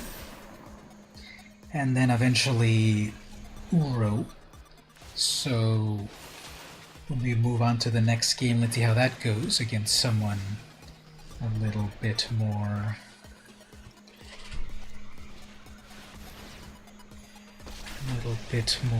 Well, they finally got their Ugin, and then they... What happened? They summoned their Ugin and then they quit. They had more life than me, and I didn't have blockers. So, what happened there? I guess I'll take the win, but... What happened? You think you need more mana ramp? Yes, let's look at the deck again. What, they might have rage quit. It was obviously very slow, so what else do we want to do with mana ramp? Because I was trying to get mana ramp with mana rocks. You get collection loss. So we need to get these big dragons. Now, maybe I don't need so many of them. I have 16 creatures, but I need those creatures. The new evil mage is coming. So the mana rocks, the mana ramp that I have here is the Heraldic Banner, the Mana Geode, and the Solemn Simulacrum. So I do have 8, 9, 10. I have 10 sources of mana ramp. You know, what else do we do with mono red? What else gives more mana? My opening hand was very slow. I didn't get any of my mana ramp in time, but I bet if I had gotten it a little faster, I bet it would have gone faster. Let's play another game and see what we get. This has just been the first game. But you saw that when it gets going, that one dragon that then deals damage based on the other dragon, that's amazing. Drakuseth is amazing. You deal 4 damage to one thing, 3 damage to 2 more things. That's amazing too. I wiped out 2 planeswalkers that way. Maybe I shouldn't have hit the planeswalkers. Maybe I should have hit the player directly. 4 plus 3 plus 3 plus Drakuseth. Maybe that would have been better. But obviously when there's a planeswalker out there, it's very hard to get it going. So Marco Warcry is the opponent here. So no mana ramp here. Let's give it a shot in terms of, let's try to mulligan into some mana ramp. So let's see what happens here. There's the Geode, so there's the mana ramp. But then I get rid of the Hellkite. No, I want the Hellkite. So let's keep the Dragonfire. Let's toss back the Dragonfire and get the Geode. There's no good 2 mana rocks. Arcane Signet only works in Brawl or Commander.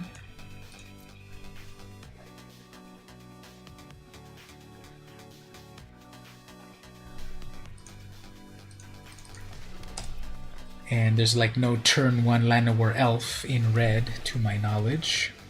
There's no turn 1 of those, so good thing we kept this, because clearly next turn they were going to summon their Zerta Goblin and turn that into a 2/2. So instead we'll do this. Okay, there's our ramp.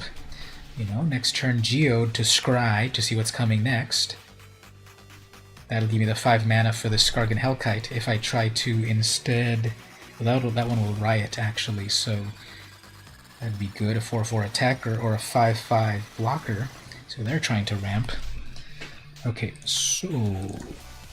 Here's our ramp, plus a scry. Do we need more lands? We don't have more dragons, so we don't really need more lands. We've got plenty of lands. Next turn, I drop my 5th land, and I have the Hellkite.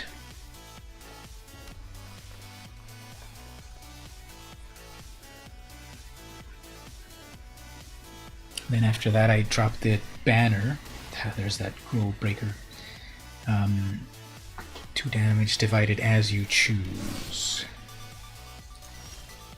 Okay. So how about I come in as a 5/5?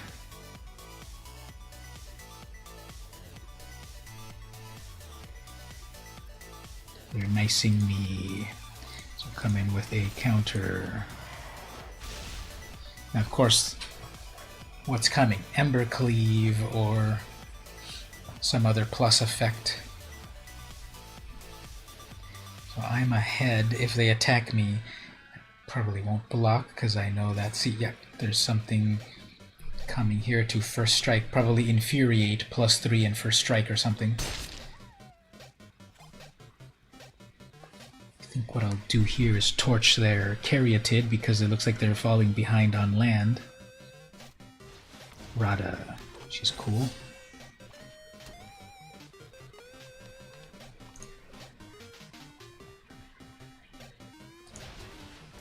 Love Struck Beast, okay.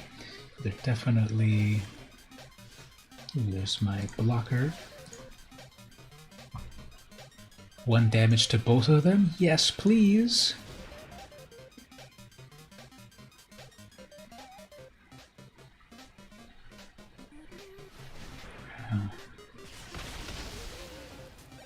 Sure. What does double red do? Aw, man. Okay, so as long as you first turn, she has first strike. You look at the top card of your library, play it from the top, and then get +X based on the number of lands. They don't have 6 mana for that yet.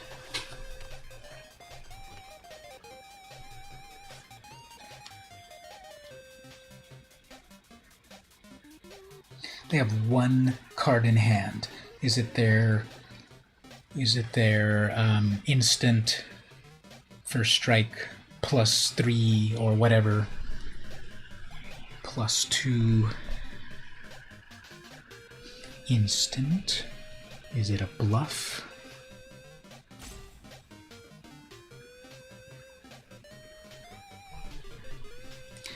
I need 4 artifacts to attack with Gadrick, but it's a 5/4 blocker. Love Struck Beast cannot attack because there's no 1/1s. So we probably don't have a good instant there, so I should probably summon just 1 more creature. Oh, that's a Vivian. It took you 10 hours to figure out to bring out a Vivian?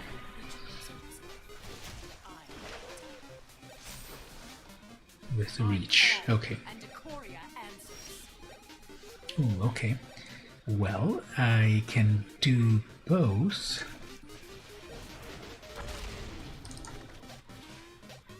Three damage to a planeswalker. Or how much damage is it? It's 3 damage to anything. I guess I've got to work on the planeswalker. And then the final damage over here to take out a beast.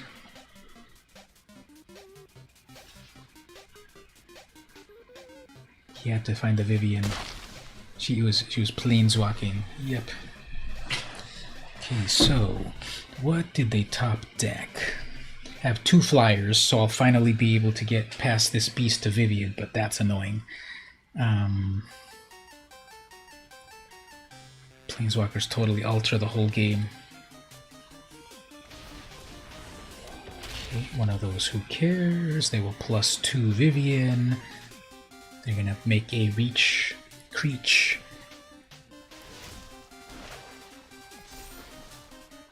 So I gotta attack with both of those to take out that Vivian. Then that leaves me open. Now for the big brain play.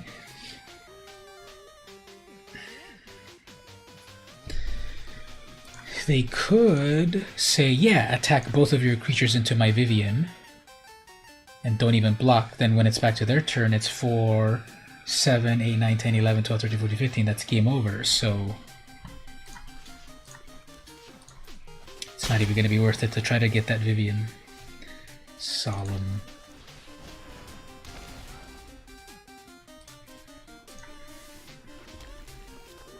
And then it comes in tap, so I can't even +1 my Hellkite.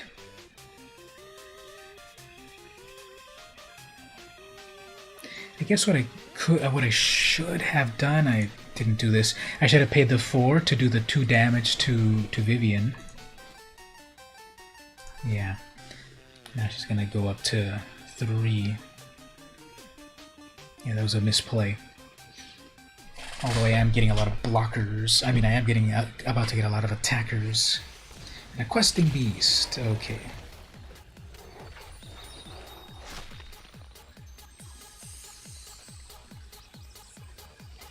So I don't think I'm gonna win this one. They just have too much advantage.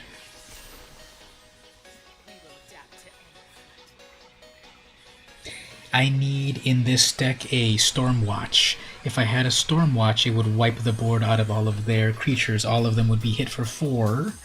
Let's make a note of that. Stormwatch. Let's just let this be over, and then we'll put a Stormwatch in here. That's how we handle an opponent.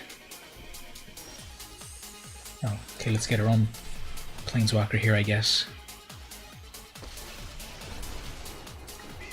See how it feels.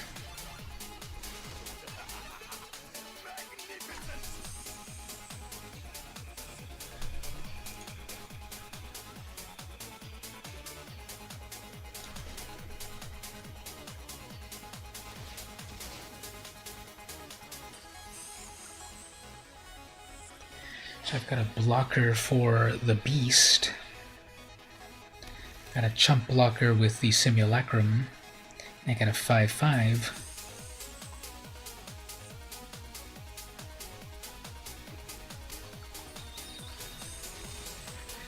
Alright, that's a lot of passages there.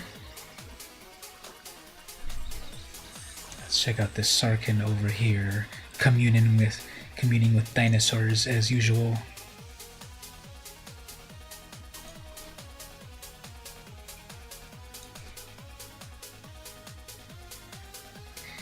See, obviously I don't want to disparage my opponents, but like, my deck is a dragon tribal deck. Their deck is mishmash. Like, what is even the point of their deck? I don't really see. The only thing is, okay, these are beasts, and the questing beast is a beast, and that's it. You've got a giant, you've got an elf warrior, you've got, I guess, an elf druid. You know, what's the point of this deck? Everyone can build decks how they want, but this deck is just a mishmash. That's not fun. Got to go. You're quite welcome. Thank you so much. Thanks for stopping by. Have a great day. And thanks so much. I'll be back, of course, on next Saturday playing some more. I won't have this amazing free account anymore. I have to play with my own cards like all the rest of the people. But we'll be back on Saturday, so thanks for visiting. Let's see if we can pull this off. Probably not, but 3/3 first strike. Do they have that one final card in hand that will Ember Cleave me?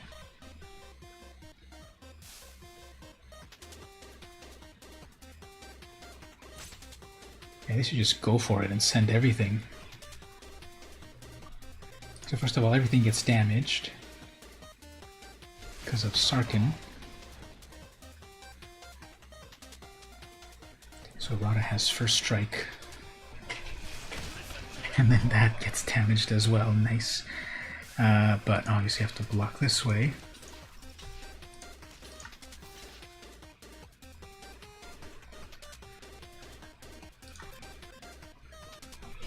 So what's that final card in hand? Oh, there's one of those. Oh yeah. Forgot about that.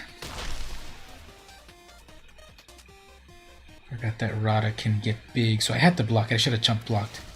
Forgot to read it.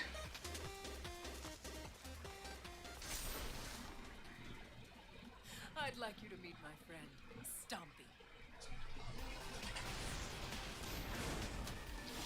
There's a beast and there's a land. Okay, well.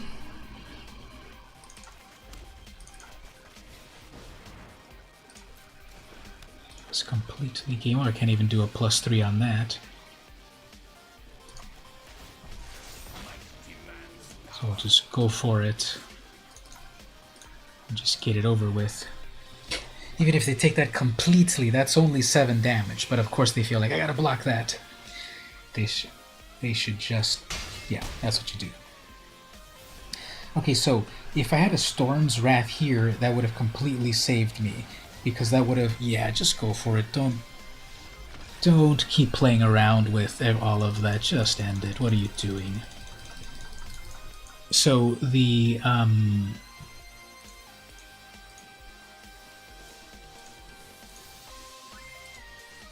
Storm's Wrath board wipe would have saved me 4 damage to all their creatures, and my creatures are big. So let's put a playset of that, and then change things a little bit. I guess I'll keep the shocks instead of the Scorching Dragon Fire, because it's double the mana.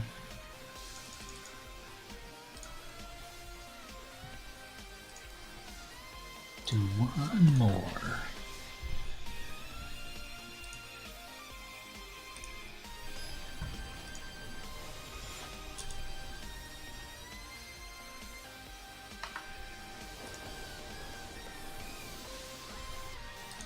There's that Storm's Wrath. That's funny that I just added it and it's like, here, you get 2 of them. So they go first. If I mulligan, I'll get a card back, kind of, because I draw first, so that's way too slow for anything. So that's not amazing either, but because I can't get the biggest one, I have a couple of shocks in case they have their own stuff. Then I get my 3rd land for the Mana Geode, which lets me scry. What do they have here? Cathartic Reunion. So I'm just looking at my stats over here. My morning stream went for 2 hours 53 minutes. Oh, I'm surprised I didn't go for exactly the 3 hours. Riddle. That's a good one. So next turn they're going to be able to make that come online as a 3/3, so I've got to hold off on my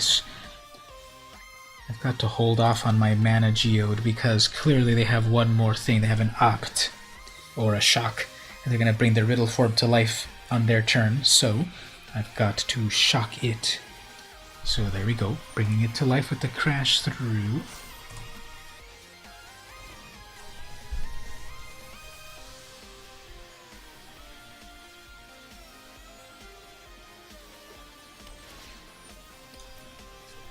Scry on that. Keep that on top. Little Spitfire, they're tapped out, so I gotta spend 2 to 1.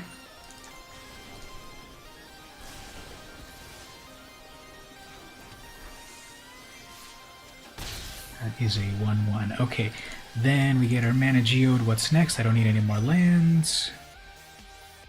Shock would be useful against that little sprite dragon. Although 3, 4, 5, 6, I've got my 6 mana. Whittle form. I got my 6 mana for this dragon, so I guess I'll do that.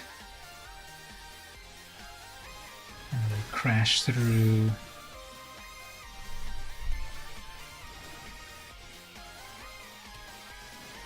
Another sprite.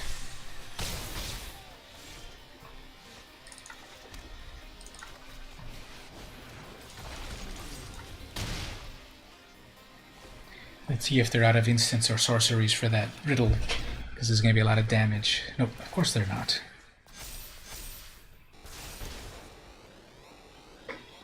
We're going to have one more. 4, 5, 6, 7, 8, 9 damage. They're going to make these little guys big again. Finale. Okay. GG, opponent.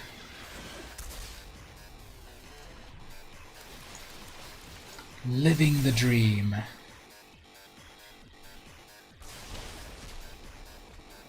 They can tell their grandchildren, yeah, you already know you won. They can tell their grandchildren that they were able to cascade off of that amazingly one day. Once in a lifetime. And I was happy to have them live that dream once in their whole life. As if you can get some better shuffler action. Kagachi. is the opponent. So Solemn is there.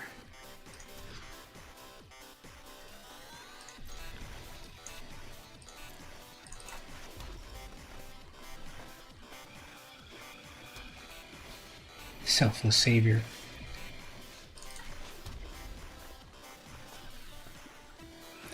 Terror of Mount Velus.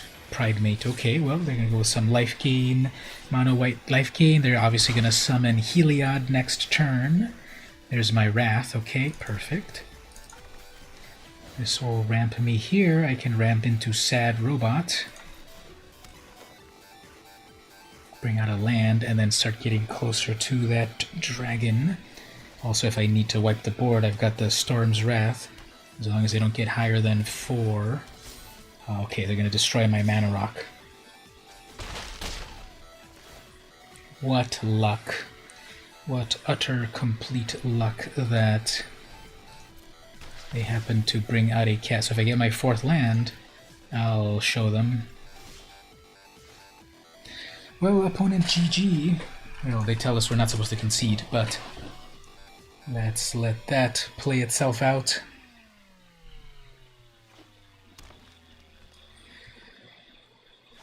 So they managed to play something on every single turn, and I'm stuck here on this final land. If I get my 4th land, I'll be able to stabilize.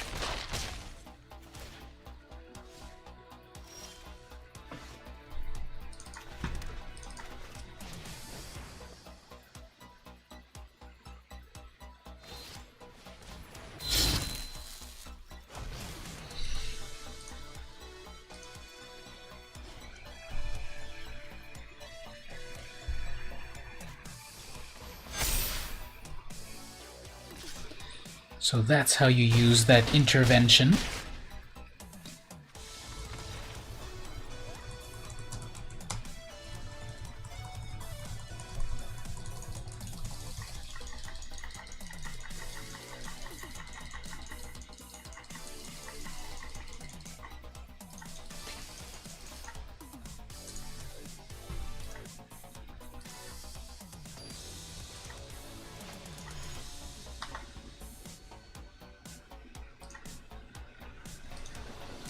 So I've been streaming for 3 hours 55 minutes. I will probably...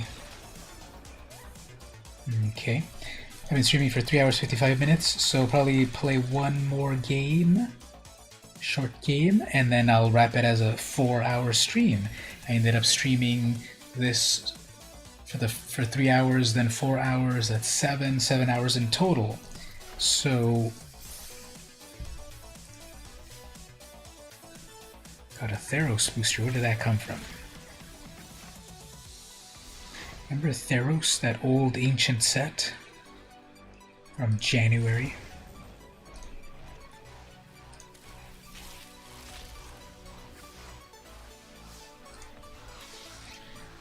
Alright, so I guess the last game...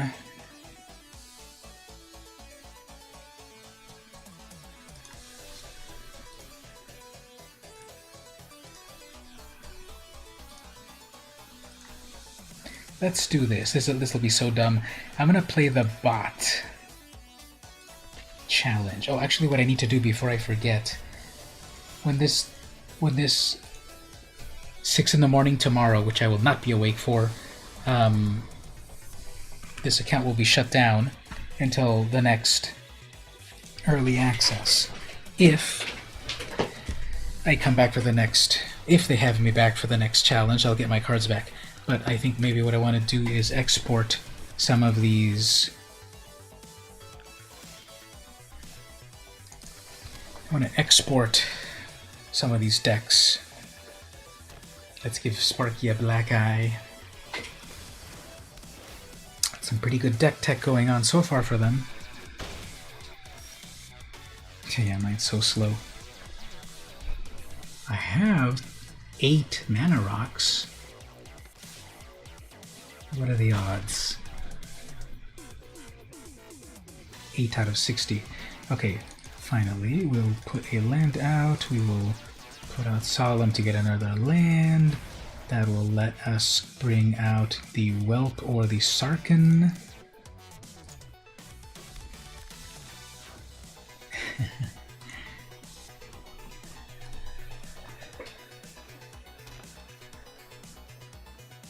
I'll be at 6 mana. Bite! Okay, fine. That lets me go get another card. See, there's the ramp. Oh, it draws a card. Never mind. Okay, so 6 mana. That will get me a... That is an elf, so this cannot steal an elf.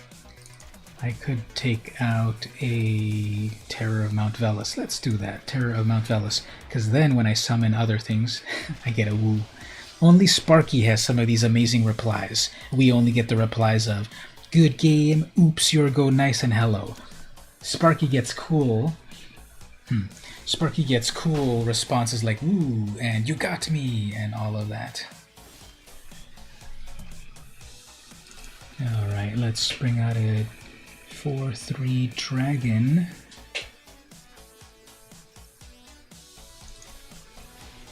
And then the Terror does its thing. Takes out their creature. See, our Sparking can say ah, but we can't. And then we'll do the... I wish we had the same emotes that Sparky had. So then now that's a 6/4. When you play the pre-release on Saturday, you'll post up photos on the Discord along with your results. That'll be cool. I'd like to see what you get. We can't really do in-person pre-releases at the moment. But I believe we can buy a pre-release pack and take it home.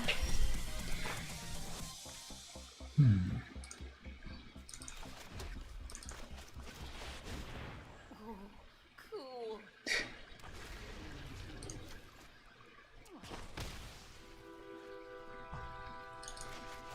Double Heraldic Banner. This is how we're going to end today's game, beating up on Sparky with a bunch of dragons.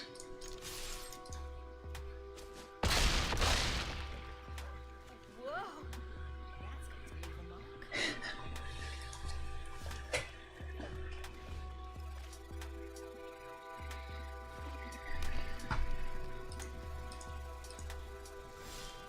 going to leave a mark. Alright, let's do some of this. Let's just stall.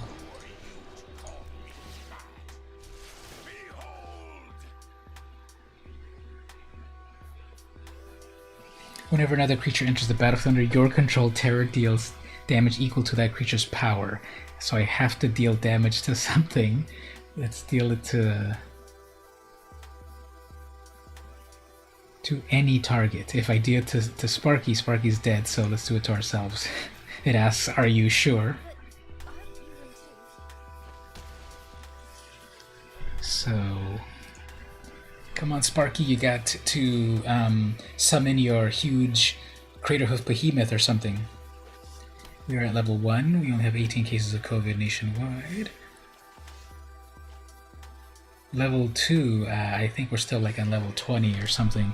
It's not going well for us. Stupid people don't want to believe it. Okay, let's wrap up Spark. Do we want to finish Sparky off with Dragon Attack or a huge Volcanic? How about I attack with everything and then I instantly instead do 9 damage? How about I also turn Sarkin into a dragon? Yeah, let's do a Dragon Attack. Look at that. Poor Sparky.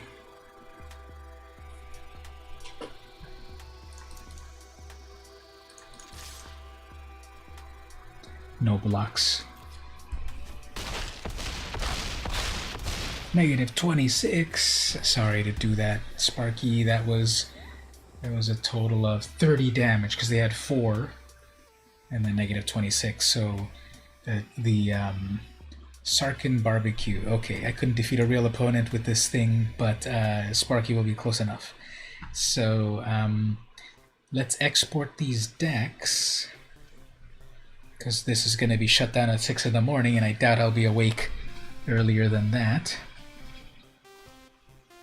to export these. So if we go to our decks, what do I want to keep? I never played this Liliana Brawl deck, which is total garbage, but Yeah, let me export each of these. So export.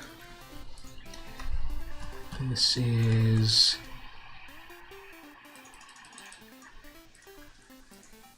TGA Standard Dragons. And this Liliana, maybe play it at some point. I won't have any of the wild cards though. So that one is Liliana Commander.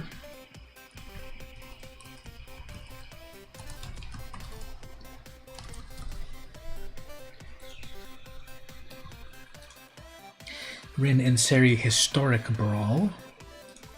That one's pretty fun.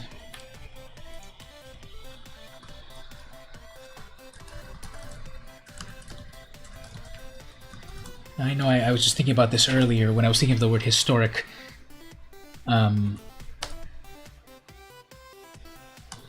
But I say the singular word, "Ah, man, lost connection," right when I want to save my decks. We'll probably be able to restart it, no problem. But anyway, with the word H, when I say the singular letter H, that's how I say it. But I know a lot of other places in the world say it H, with that extra H. How do you say it, Mark? Do you say H or do you say H? Oh, Stevie, you're heading out there. Yep, I'm wrapping it up very soon too. Thanks for coming to the stream as usual. Hopefully you saw some fun gameplay. Have a good night. It's already about to be 2 in the morning. Whoops. And you say it also as H without the extra H. That might be the Brits then. I think that's how they say it. So there's core set only. I want my standard Rin and Seri. Rin and Seri. So MTGA standard Rin and Seri. Besides that, what else? Some of my oldest decks here. War of the Spark. War of the Spark was the very first pre-release. I mean, the very first early access event that I did, and that was back in April 2019. So my very first time was with War of the Spark, and here's my very first decks. You know, let me save these, actually. I don't really remember doing very well with them. I think I remember Bontu's deck was cool. Kind of fun. Massacre Girl is in there. So I think I remember playing that one. And then in M20, I tried to make Spirits. I don't remember that. Spectral Sailor. It's kind of dumb. Hanged Executioner. I don't know what I was trying to do with that deck. There's all of these other decks as well that I can't even open or manipulate because I've got to go play the Welcome to Magic thing to unlock these, but I don't care about that and I want to delete them, but I can't.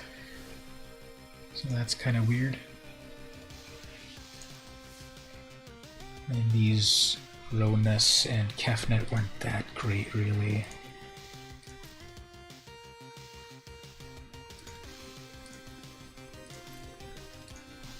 Bontu was the one that was doing well. And then War of the Spark, I also made this, and then also I made one for every color, but it's like that wasn't really a thing. And then I made that mono White Cats deck, which I think it came out okay for. Charm Strays, Pride Mate, Divine Arrow, Triumph, Grateful, Marcher, Gideon, Topple, Oketra. Kind of simple. M20 came after that. I tried to do a Kalia deck where it's supposed to summon a bunch of demons. That never quite worked. I did this Sorin deck, which I did export back then, and it worked pretty well. I had also some weird thing to make duplicates of cats with the Helm of the Host. That was not a good idea. Yes, the exact same as the other one, but then just full of Helms of the Hosts. Maybe you should make an M deck with cards only from M sets. That's exactly what I was thinking the other day, because in Historic you can make only M19, M20, M21 decks. I'm sure you can put a cool card pool there. In Standard you would only have then M20, M21. I think you could still put a cool deck together with that. So I like the sound of that. We had Eldraine. And in Eldraine I made mono Black Knights, I guess? I don't even remember that.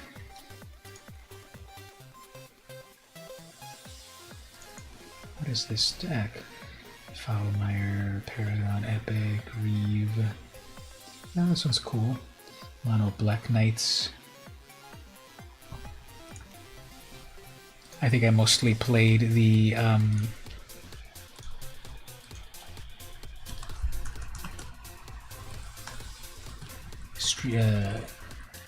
think I mostly played the like draft and such.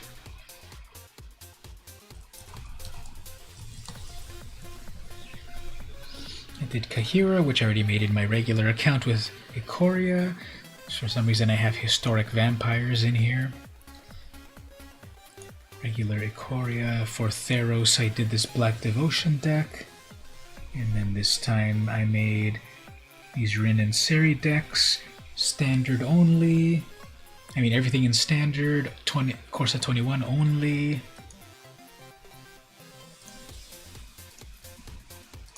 So did I save both of those? Let's have a Brawl version. Brawl, Rin, and Seri. Keep wanting to say Siri, like the iPhone. What do I have? Did I get both of those? So I have the Brawl, Ren, and Siri, and I have the standard. Yep, got those. And then Dragons. Yep, so those are these decks right here. Let me take a screenshot of this over here. The sealed... One thing that, like, you know, are we too greedy as players? Because when I did very well in this sealed, this does not go towards your profile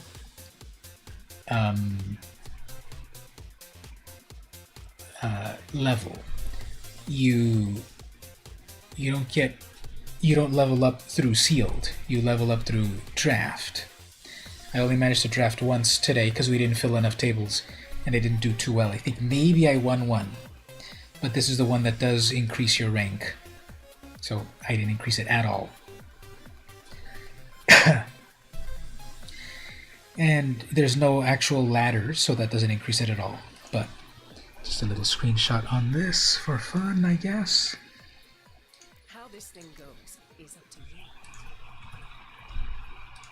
And then for fun, I want to take a screenshot of these other things that they gave me here. 20,000 wild cards, 5,000 gold, 1 million gems, and 1,800%.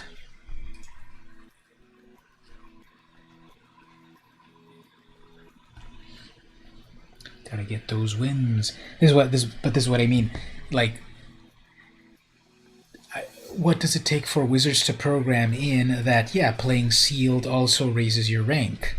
They have draft as the only thing that raises your rank. Right now, you all saw that I did very well with that Boros deck. That would have been raising my rank. I didn't play too much of the Premier. When I play the regular ladder, you know, I see progressing from that. I also wish there was best of 3 historic. There's only best of 1 historic. So that's what I'm saying, that I want every single mode, and obviously it takes time and effort to program and maintain and such, but it's like, are we too greedy as players that we want it all?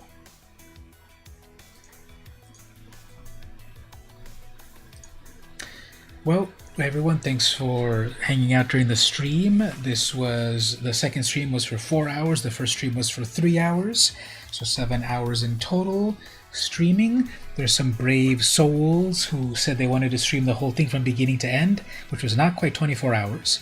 It was 22 hours, 8 a.m. to 6 a.m. A few people have tried to do that.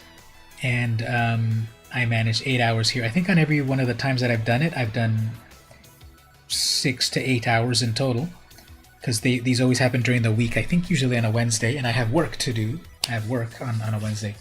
So, yep, thanks everyone for hanging out.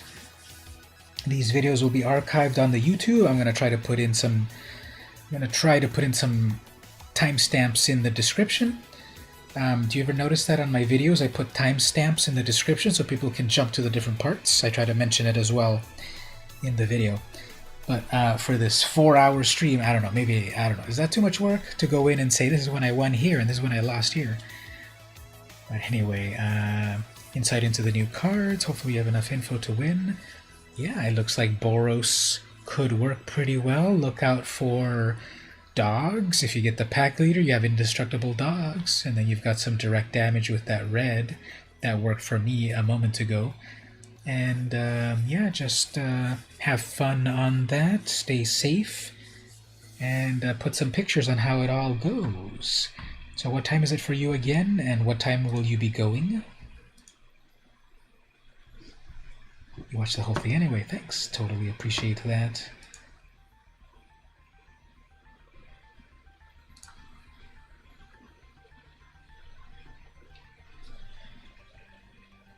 (11 a.m. Saturday). So yeah, Saturday already.